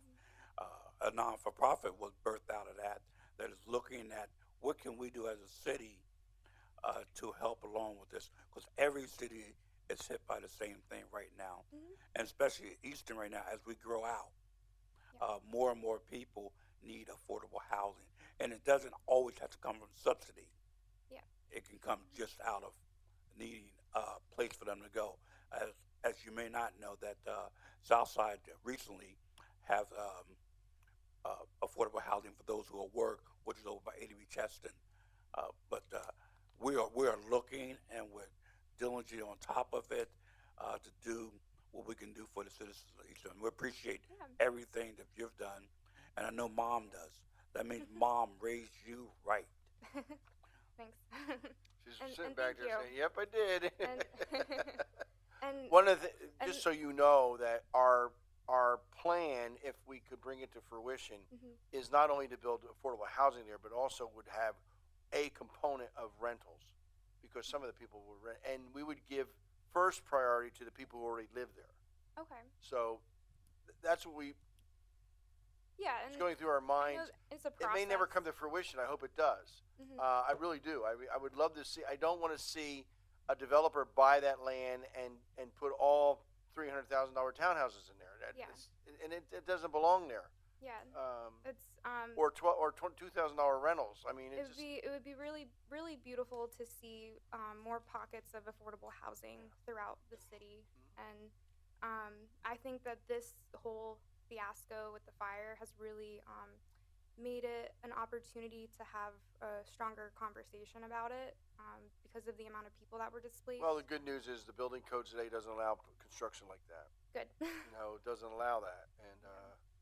And I'm a person who built townhouses. I also, and I talked to Stephen about this, I personally believe that every firewall should be made of concrete block. I mean, now you can build a 2-hour, a double-sided, double-walled firewall that doesn't have any mortar in it. It's just again drywall, and I don't think we should allow that. But yeah, and just to kind of add to all of this too. I want to thank Congresswoman Susan Wild as well, because her office was able to help my mom and Jean speak with HUD to get a waiver in order to get on the Section 8 wait list because they have their low income. Voucher, yes, the emergency voucher, and Displaced. so that is a step in a really great direction because renters like themselves really need that support. And to add to that as well, so we're really thankful that the United Way has created the fire fund, and there's a bunch of organizations that have partnered with them to help distribute the funds. The GED handed out the $1,000 cards to all the fire victim households at the Paxenosa School, and so that was 16,000 out of the total of 36,000 as of yesterday that been raised, and 20,000 is going to the women's shelter to then be dispersed to rental assistance. The past 2 weeks, I've been trying to get an answer to solve this discrepancy, which I've come to the office about already, and John Kingsley, he's been very helpful in helping me communicate with United Way and everyone with that, and I'm very thankful for it. It's just that the matter is still pending, and I just made another diagram just to kind of everyone knows like what is going on with this, because I don't have an answer on it. Again, sorry for my drawing I don't know if it's clear or not, but basically, United Way has $36,000 of contribution money, and 16,000 of it went to GD and was given to all the victim households, and then the remaining 20K is being given to the women's shelter on 3rd Street. And they're been very helpful. Oh, definitely. They have been phenomenal. They they're a really great organization, and I'm very thankful for all the help that they've been doing. We're really grateful. And so they're offering rental assistance to the renter victims who need that. Project of Easton is also another organization that's offering rental assistance, and their money is coming from the county supposedly, and so the money is a separate fund from the donations. And the issue that I'm running into is that if we wanted to, say, use the funding from Project of Easton to help them pay for their first month's rent, deposit, and whatever, I was told that we wouldn't be able to use the donations at the women's shelter. And the multiple people that I have spoken with, including John Kingsley and everyone, we're not sure why. And I guess I just wanted to, again, bring another matter to everyone's attention And I'm not trying to like point fingers or attack anyone or say anyone's doing anything wrong. I just am missing a piece of this puzzle, and I need help figuring it out. Because it would be a real shame if, for whatever reason, because we don't have a city mediator for this right now, renters potentially lose out in a chunk of funding. Now, if there's like a legit reason why we can't do this, I will understand. I just have a missing piece to this puzzle, and so that was just one thing I wanted to bring up. So, Thank you. Thanks, Yeah. Samantha. Thank you very much. Anyone else like to address City Council? oh, I'm sorry. Oh, I'm sorry. I apologize. I- I don't want to take up too much time. I just have a really quick thing as well. This one is not as well. This one's just. So I've been traveling here to help my mom out, and I've been staying with family and friends depending on where I need to be in the town to help out with whoever. And I was staying at a family friend's house up in College Hill for a little bit, and Unfortunately, I ran into an issue with board member of ethics, John Freeman, and I am requesting a public apology from him and his wife, who on Saturday night, she was belligerently just like yelling at me in my vehicle. They called the cops on me, but there's no record of them calling the cops, but a cop showed up, and the cop said I did nothing wrong. I was just parked on a public street. And it caused me a lot of anxiety, and I did not appreciate it because I did nothing wrong. And I am just requesting a public apology from John Freeman and his wife, Lori Castlake. So I was really disappointed to find out that, because they're a public figure. And I'm not here to attack anyone or anything like that. I just did not appreciate that because I did nothing wrong. And there's also no record of the police report, so I don't know why that is either. But I will end with that. Again, thank you to everyone who has been very supportive and helpful with everything. And again, I am really proud to be coming here from Easton, and I live far away right now in Kansas City. But it's really nice coming back here, even though it's in light of a tragedy. I just want to thank the community. So, Thank you, Samantha. Samantha, have your parents, or have you talked to Elisa Barada? yes, Oh, you have? yeah, she's awesome. It's just for some reason there's Haven't met in 5 years. there's no communication between Project of Easton and the women's shelter. So that was just something I wanted to bring light to on that. The two different, each organization received funding. Mhm. The Project of Easton is leveraging county funds, Right. which has different types of restrictions than the funds that TSA is receiving. Those are state funds. And the state funds allow for a match. Right. They're using some of the United Way money and any private donations as a match. But their contracts say that as soon as you use that match, it becomes state funding. And the state funding then has restrictions on it. Okay. They're a little bit, from what I understand, a little bit more lenient than the county funding. It allows for up to 4 months of rental assistance. But then there's income requirements. Mhm. The county has 1 month Yeah. working with project and may not have those restrictions per se. I'm not sure, but they're Okay.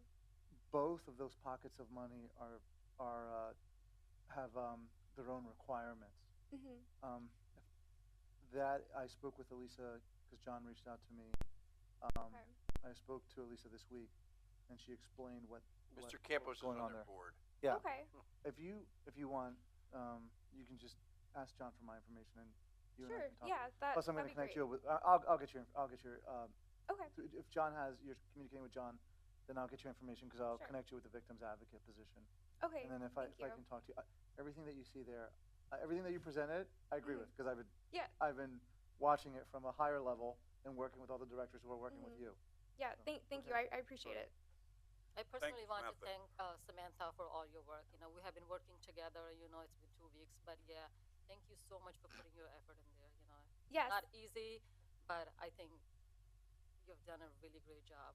And I appreciate that. And Miss Tabia, thank you for you were one of the first people I saw when I rolled up on Berry Street, and The group Westward Wise, they've been very helpful as well and supportive, and I believe that when it comes to helping others, there's no one, you can't deem who is and who isn't worthy of helping, and Absolutely. I really, again, I appreciate everyone that has helped, and that includes you and Lance Wheeler at Westward Wise, and a number of people that we're already creating thank you letters for multiple people because we couldn't do without them. So thank you everyone.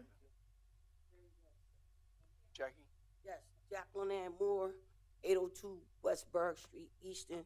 I would like to address some issues concerning, the low income, I'm saying, how code allowing people to rent out property that's really not up to code, and how the landlords are asking for outrageous of rent. You turn this way, you in the living room. Turn this way, you in the kitchen. Turn this way, you in the bedroom. And then there's no way exit. You know what I'm saying? And speaking on what she was saying about just now about the money, they dropped $2 million on this county with the ERAD money. You know what I'm saying? And there was a property on 21 North 7th Street that was rented out illegally. You know what I mean? Fire people had concerns about the faulty electricity, could have blew up the whole block. You know what I'm saying? It was, the house was raided numerous of times for drug activities. Somebody OD'd in there and all that. So they had a sign Biggie's Day on the door forbidden and unusual. Stevie Wonder could see it, but they still was renting it out. He was getting Mark Holmes, this ain't snitching, this is telling, because people work hard for their money. You know what I'm saying? And it shouldn't be frauded like that. So he was renting it out. I went to code several times concerning this. You know what I'm saying? He was getting $550 from the people. So he frauded the church, had the people that was living there go to a Shiloh, and they was getting $1,400. That was the ERAD money. I stopped the third check that was going out. You know what I'm saying? So the committee here, we sit here, you take an oath, you know what I mean, to protect and serve the community no matter what color, no matter what race, no matter what sexual race. It's about, treating people how you want to be treated. You know what I'm saying? Like, you know what I mean? It's the fact that, I work at Corralo, I work at night, I work hard for my money. You know what I'm saying? And the fact that he did that to me, on Folk Street, he illegally rented out rooms, and they still doing it, and they still allowing it. So I'm going to school right now to be paralegal, to help people out here that don't understand that, landlords are putting people out. A lot of people can't read and write, and they don't know. They violating their rights, you know what I'm saying, stuff like that. Just, giving them fake notices to vacate the premises when you paying your rent consistently and stuff like that. The law is going to protect you. It's not going to allow them to evict you without, a money judgment. You see what I'm saying? So that's why you see the homeless here. They even sleeping in the mayor's poopy hole back here. You know what I'm saying? So we need to get ahead. This money was set here to help people. You know what I'm saying? You got these fake landlords out here, violating, frauding people out there hard-earned money. And ain't no consequences to it. You know what I'm saying? They knew Mark Holmes stole the money. Anything over 500 is a felony. You feel what I'm saying? So I went up to the DA's office and demand that he be prosecuted behind that. Because if it was me, turn around, cuff up. That's how they would have came at me. You know what I'm saying? So like I'm saying to you, you know what I'm saying? Like it's sad out here that code need to be really stepped on about this, because they're allowing this. They're allowing people to violate people's rights. My cousin's doing it right now, Davita Moore, 819 Valley Street. You know what I'm saying? She renting out an illegal rooming house. That was my uncle's house. My uncle was a pillar of the community. He was a preacher. He was a school teacher. He started a lot around here. He was the president of the NAACP. And so he passed the house on to her, not for them reasons. I told her, cuz, if you can't keep the house, do something for the state. Make it for women that comes out of prison that don't have nowhere to go so they can start over. You got all this land here. You can build onto it. You know what I'm saying? Don't fraud the community. Don't fraud your own people.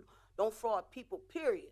So now she rented the house illegally as a room in her house, just like Mark doing, and she gained a profit. She live on Rock Street now. She couldn't keep up with her house, so now she's trying to violate these people that she put in that house as a rooming house. She set up to be a renter, but you got to have a license under code, section such and such, to be able to rent a room and boarding house. Because such a thing happen, they'll call in, they be like, yeah, she got a license because like Lafayette, Hampton Hotel, the Barlett, and all that. So now she's trying to put these people out in their family. So I'm helping them because I do paralegal. You know what I'm saying? So I help them free because I want to know people, let them people know that you have rights. You know what I'm saying? You ain't just got to pack up and camp up and put your kids on your back and sleep outside. When she violated you, she worked at the welfare office for over 25 years. So you should know better. You see what I'm saying? You should know better. So, like, I just want to address that, you know what I mean, that we got to get it better with the whole. Everybody ain't born with a silver spoon in their mouth, but they trying to keep ahead. But I pay my rent consistently. My mom always taught her rent come first, bill come second, whatever you got to let, that then you could play with. But who are these people that y'all line up in position has the right to rip anybody else off? And some people like me, like if you have a reputation in the community in the past, you're automatically guilty. You automatic consequences coming down on you, arrest. You know what I mean? You took money, them $1,400 you took, that could have been for the fire people. You feel what I'm saying? That could have been set in place for them. That's what the money is for. You know what I'm saying? So I want to just tap on that and, like, you know, we need to get better. You know, you need to help everybody. You know what I mean? We help y'all, keep y'all in position, voting for you. You got to get back sometime. And the other thing I want to tap on about, I read about the kids running around here ringing people doorbells and just being destructive. So one thing I want to ask you, the mayor, Kenny Brown said about a curfew. I want you to reconsider that curfew, because when we was growing up, we all knew what time we had to get in. As soon as the street light come on, we got to get in. You feel me? So I'm just saying, like, they ring my doorbell all day long. Ding, ding, ding, ding, ding. But I mean, I know. But I'm saying we got to bring back the PIC program for the summer jobs. We got to get the boys club back involved, because a lot of these parents, you know, see, if we citizens, we can't chastise people's kids. You know what I'm saying? So we, you know what I mean? Basically, the parents don't even want them in the house for real, for real. But I'm saying you can't have these kids run around vandalizing people's cars, vandalizing people's property, and there's no structure here. You know what I'm saying? If the parents don't want to step in and do their job, you know what I mean, how is we, people of the community, going to be able to step in and do their job? You know what I'm saying? So I just want to, you know, y'all to think on that, and I appreciate everything you do, Mayor, Kenny, everybody. So thank you. Thank you, Jackie. Thank you. Anyone else like to address City Council? I want to talk about something. Go ahead. Right? Hello? Well, first of all, I want to take a moment to wish our Eastern Muslim community a happy Eid al-Adha. Eid al-Adha is the feast of sacrifice, is the second and the largest of two main holidays celebrated in Islam. It is a celebration to commemorate Prophet Ibrahim's devotion. So, Eid Mubarak to everyone. Following that, Mr. Lewis, is there any update on creating a separate calendar for holidays? No, I do not, but I can provide you a update at the next council meeting. Okay, all right. The second thing I want to talk about is my Facebook post that was misinterpreted by a few officials. I want to say I'm so overwhelmed to receive support from the people who believe in me. All their text messages, Facebook messages, and phone calls warmed my heart and made me a proud representative. Thank you, everyone, for giving me the chance to serve you. So, but there are some people want to know what happened during that meeting. So just like I was transparent on my social media, and as always, I will be transparent today. During the last meeting held on June 13, a few elected officials tried to silence my voice the voice that I raise for the black and brown community, the voice that I use to uplift marginalized communities, the voice that I raise address the concerns of deserving people. They misinterpreted my social media post. They said that the shared video is the attack of Easton police, and the word outrage that I used was for the Easton police. I clarified on the very first hand that I am and was outraged because Mr. Lance Wheeler was arrested while helping the community. But it didn't stop on my clarification, and they continue to demonize me. I was accused, I'm sorry, I have to call those names. I was accused by Mr. Panto of calling the crowd of violence by posting a video of the arrest of Mr. Lance Wheeler and compare it to Trump's indictment case. He said, look what is happening to Trump. They did that because they could not silence the people who were and are mad due to the arrest of Mr. Lance Wheeler while he was running a donation drive for the Ferry Street fire victims. For your information, the timing is very important. The alleged incident happened back last year. So they demonized and marginalized me because I was the elected official helping the fire victims, and I can proudly say I'm the only one who stands with the marginalized community of the city of Easton. They said I criticized the Easton police again by posting the video, and that the people of color can file code-to-code lawsuits against the city of Easton.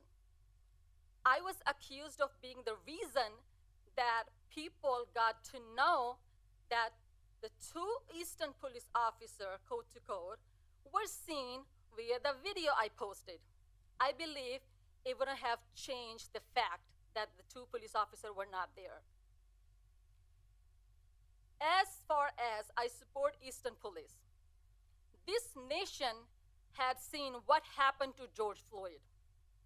If there wouldn't be a video, there wouldn't be a national choke holding ban. And I have done nothing wrong for posting a video of Lance Wheeler.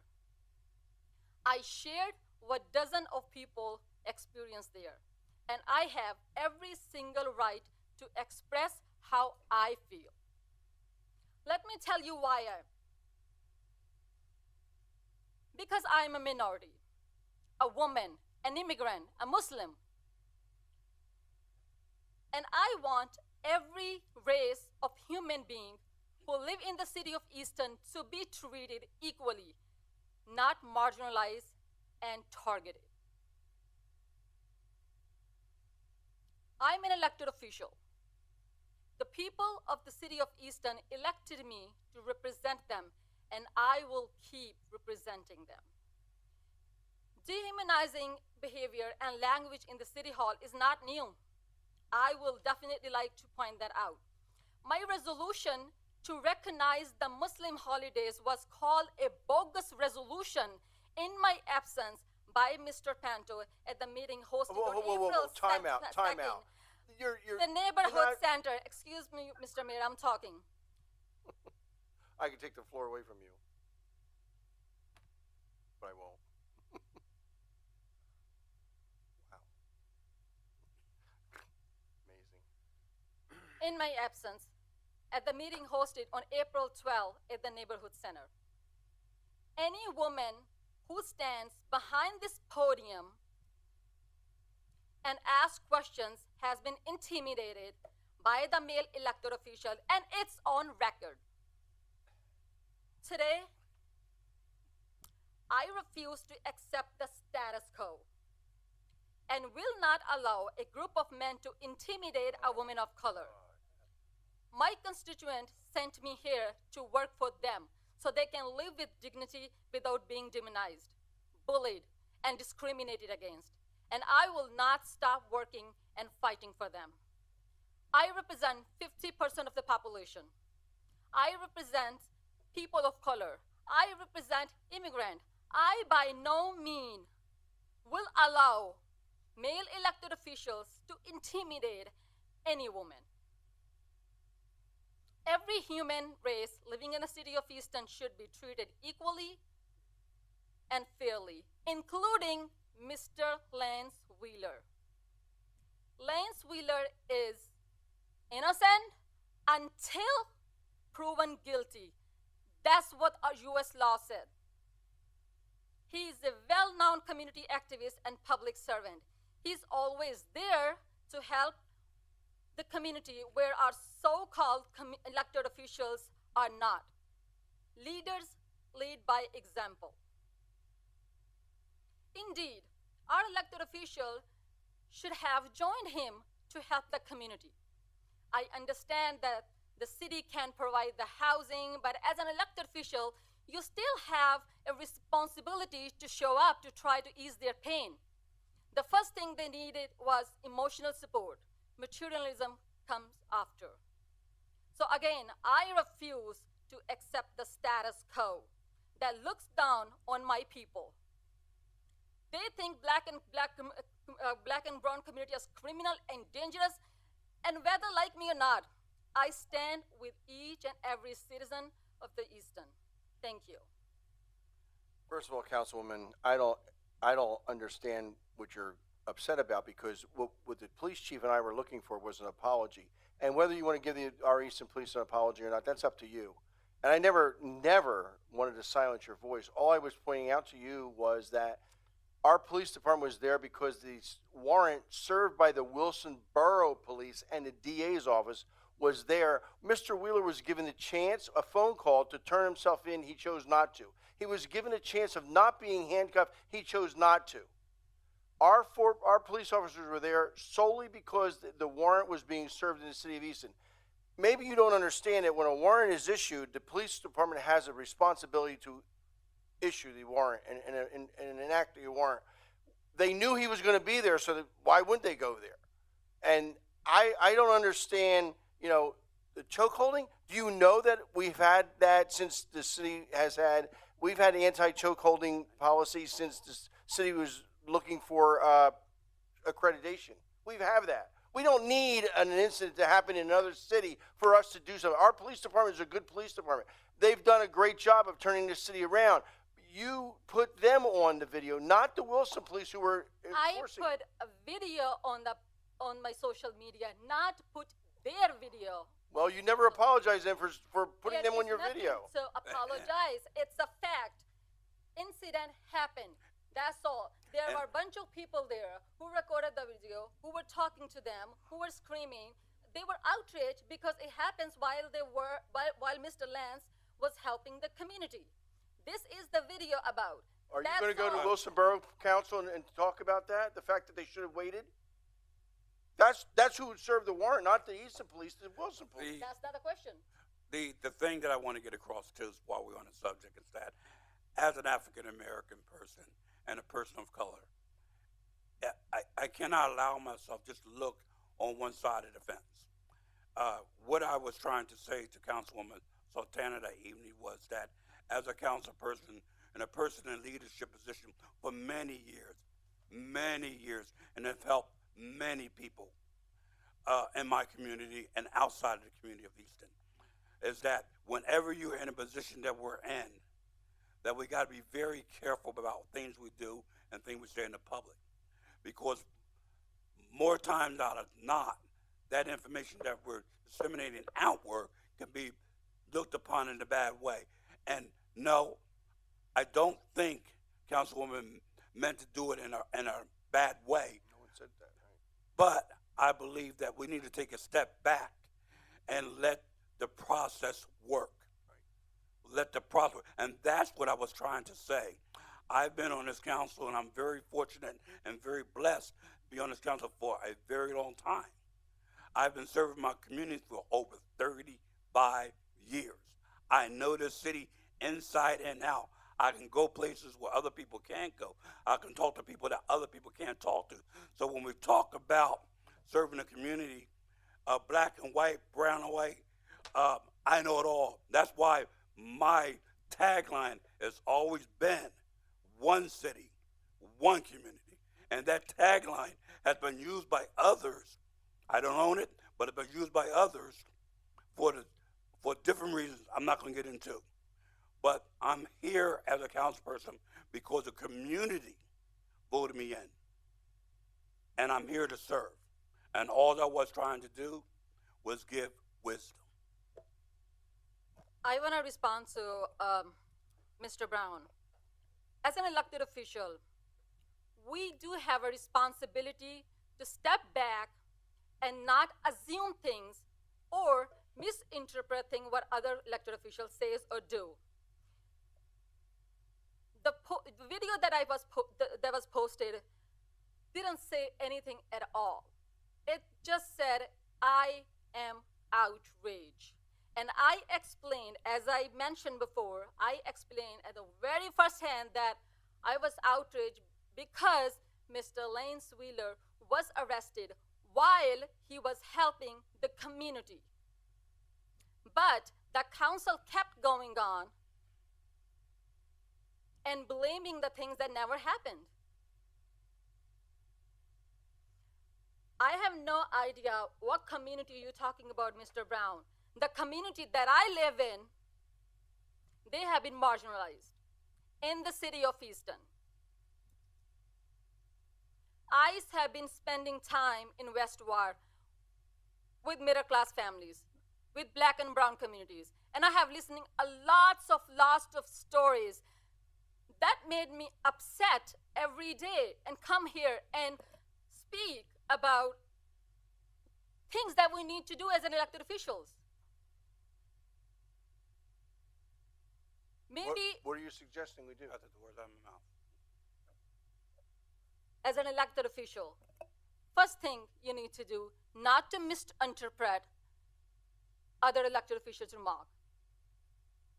Are you That's apologizing? how Are you apologizing to the Easton Police Department? That's all the chief was looking for. I want you to apologize because you interpreted my remarks. And you accused me. Your remarks didn't say anything and about. you accused me of so many things. So I'm looking at public apology from Mr. Brown, Mr. Salfanto, and Chief. I don't think an apology is necessary because I said nothing other than try to give wisdom. The only thing I said was the fact that when you put things out, it can be, your attention can be great, but the public can pull that, twist it, turn it, and twist it a different direction. And that's what happened.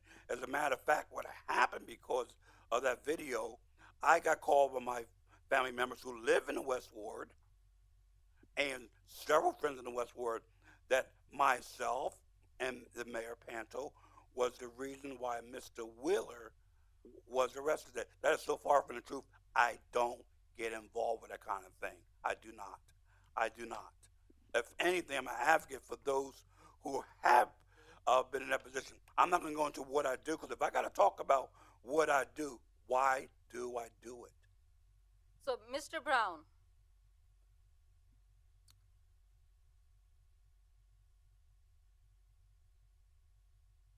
you talked about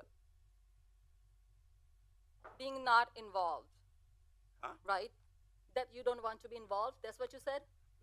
No, you're taking it out of context. What I said was that whenever there's an incident like a police matter like that, again, I'll state this very clearly. I take a step back, let everything work the process, and if I think there's something wrong with them, I'll be the first one there. I'll be the first one there if it was some wrongdoing. But in this case right here, there were several things that was in place that the citizens did not know about. And therefore, that statement that was, that you said, blew it up in a different direction that you wanted it to go. Mr. Brown, you're talking about public perception. Public perception is Mr. Lance Wheeler shouldn't be arrested while he was helping that community. I don't care what the case is. I don't care. He's not charged, right? He's not guilty yet.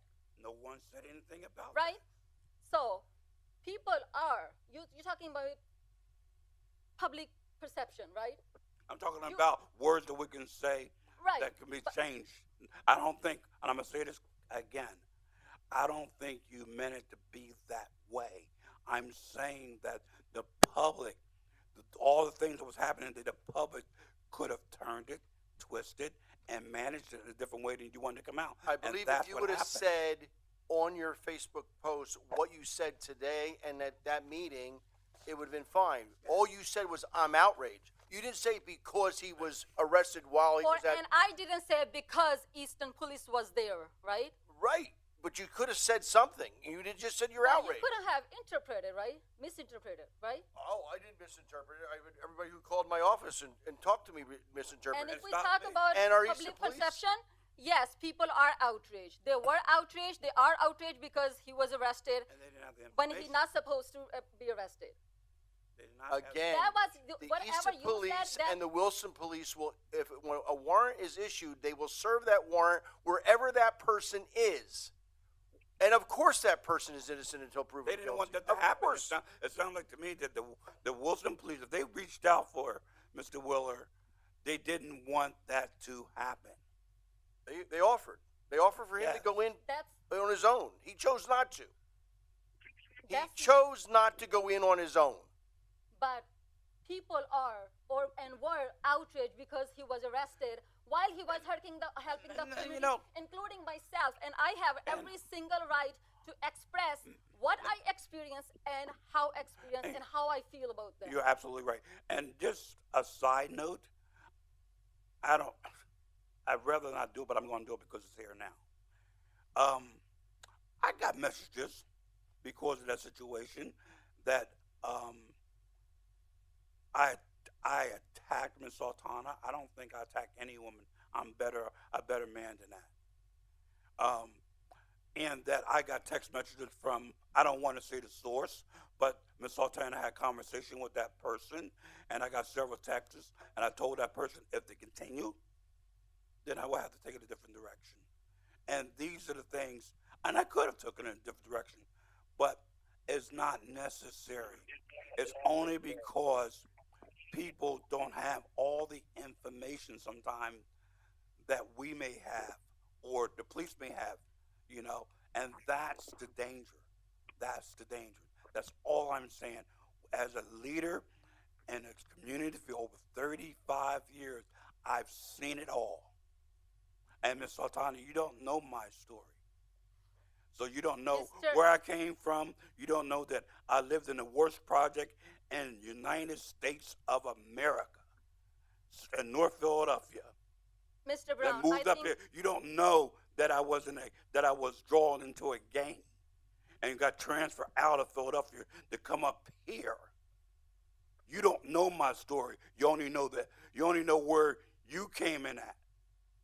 I fight hard for this city, and I fight hard to represent my family, my friends, and my community. Because of one thing, I made a solemn promise to my brother on his deathbed that I would never, ever, ever give up, and that I would fight to change our name to the good. And I think I've done that. I carry that on my sleeve, and I will never allow anyone to tell me that I don't fight for anyone. I don't care if you're white, black, yellow. That has nothing to do with it. If you have a disagreement, fine. Okay, that's great. But if you're doing something wrong, I'm coming to see you. That's who I am, and that's why I have the respect of this community. Thank you for that, Mr. Brown. But I think we all came from somewhere. We probably not know each other's story. I was homeless. I lived in the housing. I lived in the public housing for 3-4 years. I was a single mother for many years. We all have stories. And that's exactly why I stand with middle class families. I stand with black and brown communities. I stand with 50% of the female population of the city of Easton. We all came from somewhere. This is why I'm sitting here. Because when I see nobody stand up for me, I decided to stand up for people. and I will keep standing. Singling out one person as an elected official, sorry, I won't buy that. And I definitely expect an apology from the elected official and chief for interpreting my statement. Rita, she wanna say something, can we? Jackie, we're beyond public comment. Sultana. Mr. Tanner, I was in the courthouse that day. I had to take care of a fine, and that information dropped on me. I walked into it, and they said they issued a warrant for Lance. I know Lance. I went down there and told Lance that they got a warrant for you. I'm saying, how you gonna do this? You know what I mean? He told me to my face, I want them to come down here and get me. So maybe he manipulating you just to get some, No. recognition, because he do got this. I've been arrested plenty of time, and it don't matter if you sitting in the White House, if you got a warrant issue for the cops or the diligence to do their job. So, and I'm just hold up a minute, I'm gonna let you finish. In all due respect, you know what I'm saying?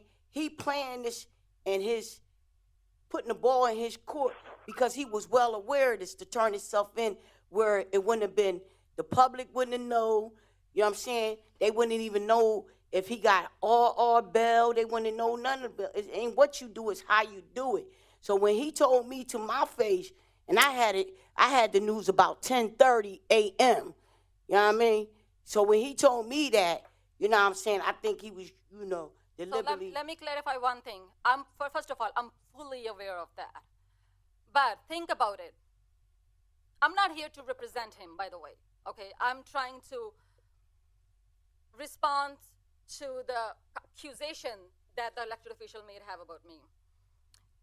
I'm aware of why Mr. Lance Wheeler was arrested, when he was arrested, and I'm also know when they called him to the operator. to Press return 0 himself. To mute. That Press was the 1 same to get day, the list of May participants. 30th. Press 2 for lecture. And he was arrested the same day after a few hours while he was working, helping the community. I understand that. So it's not like he was, they reached out to him, they called him to turn himself like back a week ago or 2 weeks ago. It was the same day. But I told him as a friend, so I'm saying to them as part of the black community, when you hold that city council titlement, you still making other black people look bad too by you putting yourself in that position like that. He wanted people to bail him out. That's why he said he wanted the police to come down here and arrest them. Like if I'm a friend to you, knew your mom, knew your sister, the brother, and I come with the news because I'm not lying because you already know you well that you got this coming. So why don't you do the diligence for yourself, city council, and everybody else that respect that look up to you, and just go turn yourself in peacefully. The public wouldn't have never even knew, and you wouldn't have no reason to be outraged. You know what I'm saying? Had he handled it like he was supposed to do. That's what I'm saying. It's very disappointing to me because, you know what I'm saying, it's not also about him being city council. When he held the constable thing, I had to file a complaint on him because he was stepping outside of his job, doing things that could have also got him arrested. You see what I'm saying? And took the status off. That's what I'm saying. When you get in position as a black person, you come from the struggle. And if you get lying in position to do better, you do better. You know what I'm saying? You don't have the people come down there and then, cry. That's like somebody throwing, like you, dishing it out, but then you hold your hand. No, go up in there, turn yourself in, and do this respectfully, and nobody wouldn't even know what was going on. I'm your friend for many years, grew up with you, neck to neck with you. So if I come and tell you that, because I don't want you to go out like that, you know what I'm saying, and you tell me to my face, oh, Jackie, I want them to come get me. You know what I'm saying? You trying to gain some publicity to try to have somebody feel sorry for you, but at the end of the day, you still a county official. You should know better. You should have self-restraint not to go in on them kids like that. Whether you guilty or not guilty, they had enough evidence to come get you. That's what I'm saying. Thank you so much. I agree with you on Mr. Lane says a time to return himself. Again, it was the same day when they arrested him. He wanted them to come and arrest him. That's his personal. He was definitely helping the community. It was definitely chosen a wrong day while he was helping the community. Timing matters. The case was filed like last year. That's the problem. Why May 30th, while he was Because if running you know a everything, they had a grand jury. funding- They had a grand Right. jury. They went through the process. Before he was arrested, they had a grand jury that was called by the DA. Again, I'm not here to represent him. I'm telling what I know. What I want, you all have misinterpreted my social media Facebook page post for no reason. And I deserve an apology. And it was that meeting, you all literally ganged up on me. I want to say that. Even though I explained on You my ganged very up on first... 63 police officers. Where? Prove me. I'm telling you. Prove me. I told you that night again. I was letting you know that the Easton police were not happy with that post. The chief came here and told you the same thing. All we were looking for was an apology to the Easton Police Department. So chief was not happy because two Eastern police officers were seen in the video, which is a truth, which is a fact. Why he doesn't want people to see two police officers on spot? Why? What is the reason? Mike's off here. I don't think the chief was saying that he minded the video so much as how it was represented. And even though there was only two police officers there, it reflects the whole department, and therefore it reflects the city as a whole. That's what he was trying to say. The question he asked you was, what did our officers do wrong? And you never answered it. You know why? Because they did nothing wrong. They did nothing wrong. But you didn't say that to the chief. And you didn't say that to Asked the me- department. No, that's wrong. He Oh. asked me, when I asked what is wrong with video, and he said two police officers were seen in the video. And I told him it wouldn't have changed the fact that two police officers were there. He asked me, so you are saying that you didn't talk about police officers? I said, no. I was outraged because Mr. Lance Wheeler was arrested while he was helping the community. That's all. It was end of the conversation. But you and Mr. Brown kept going and keep accusing me, comparing with different bull stuff. And I'll say it Which again. I'll say it again tonight. If you would have explained that on your post, no problem. But you just said, I'm outraged. That is interpreted, as Mr. Brown said, by the public, That of is different interpreted perception. by you, not the public. That is interpreted by you. No, I'm and sorry. Mr. You're Brown. wrong. You're Not wrong. the public. I got calls. You're wrong. I got Not calls. the public. I got calls. I got my family calling me crying, upset because of that. You know, they know me better than that. But again, Family was crying for what? they was upset because as they was in a supermarket, people stopped them and said that myself and the mayor was the cause of Mr. Wheeler getting arrested. And the post that went up, she thought that, and they thought that They thought my post also says Miss Jew and Mr. because you was outraged. They didn't know. involved. And from the video, you can't tell, Ms. Sultana, what the police department they are coming from. So nobody can tell anything, but you both can misinterpret the way you want, right? Nobody can tell. I'm but not you saying, can tell, right? no, I'm not saying that. I'm going to say it again. It's not what you said that counts. It's with the interpretation of what happened. It's like saying, Mark, could you come here for a second, please? Or, get over here, Mark. It's the same thing. That's, please. That doesn't match. I don't know what you're trying to say, but that doesn't match. I'm going to end my conversation by saying that I have every single right to speak up, and I have every single right to express my feeling. And you all elected officials I don't think anyone said have anything differently. misinterpreted my post. And I deserve an apology. Well, I Just will like- tell you, if I thought you deserved an apology, I would apologize. I've done that before. I came here, I used a word that I shouldn't have used at this council, and I apologized to the council and the public because I was being called a racist. And what you're telling me tonight is a racist again. You're basically saying that I don't care. You're the only one up here that cares about the brown and black community. That's wrong. That's, Absolutely. Oh, come on. I do. I do. You're not the only one. What about the rest of us? Speak up for yourself. Oh my gosh. If you are, Oh, speak you know up what? for yourself. I believe I will ask am for the a only motion one. to adjourn. I am the only one. I believe. If you Move- are, move it then adjourn. Is speak there a up for second? yourself. Second. Move to second. Roll call, please. This is getting out of hand. Mr. O'Connell, You gotta leave. Dr. Ruggles, You gotta leave. Mrs. Sultana, Aye. Mayor Pianto. Aye. Mr. Brown. Aye. Mr. Eddinger. And Mr. Milian. Thank you.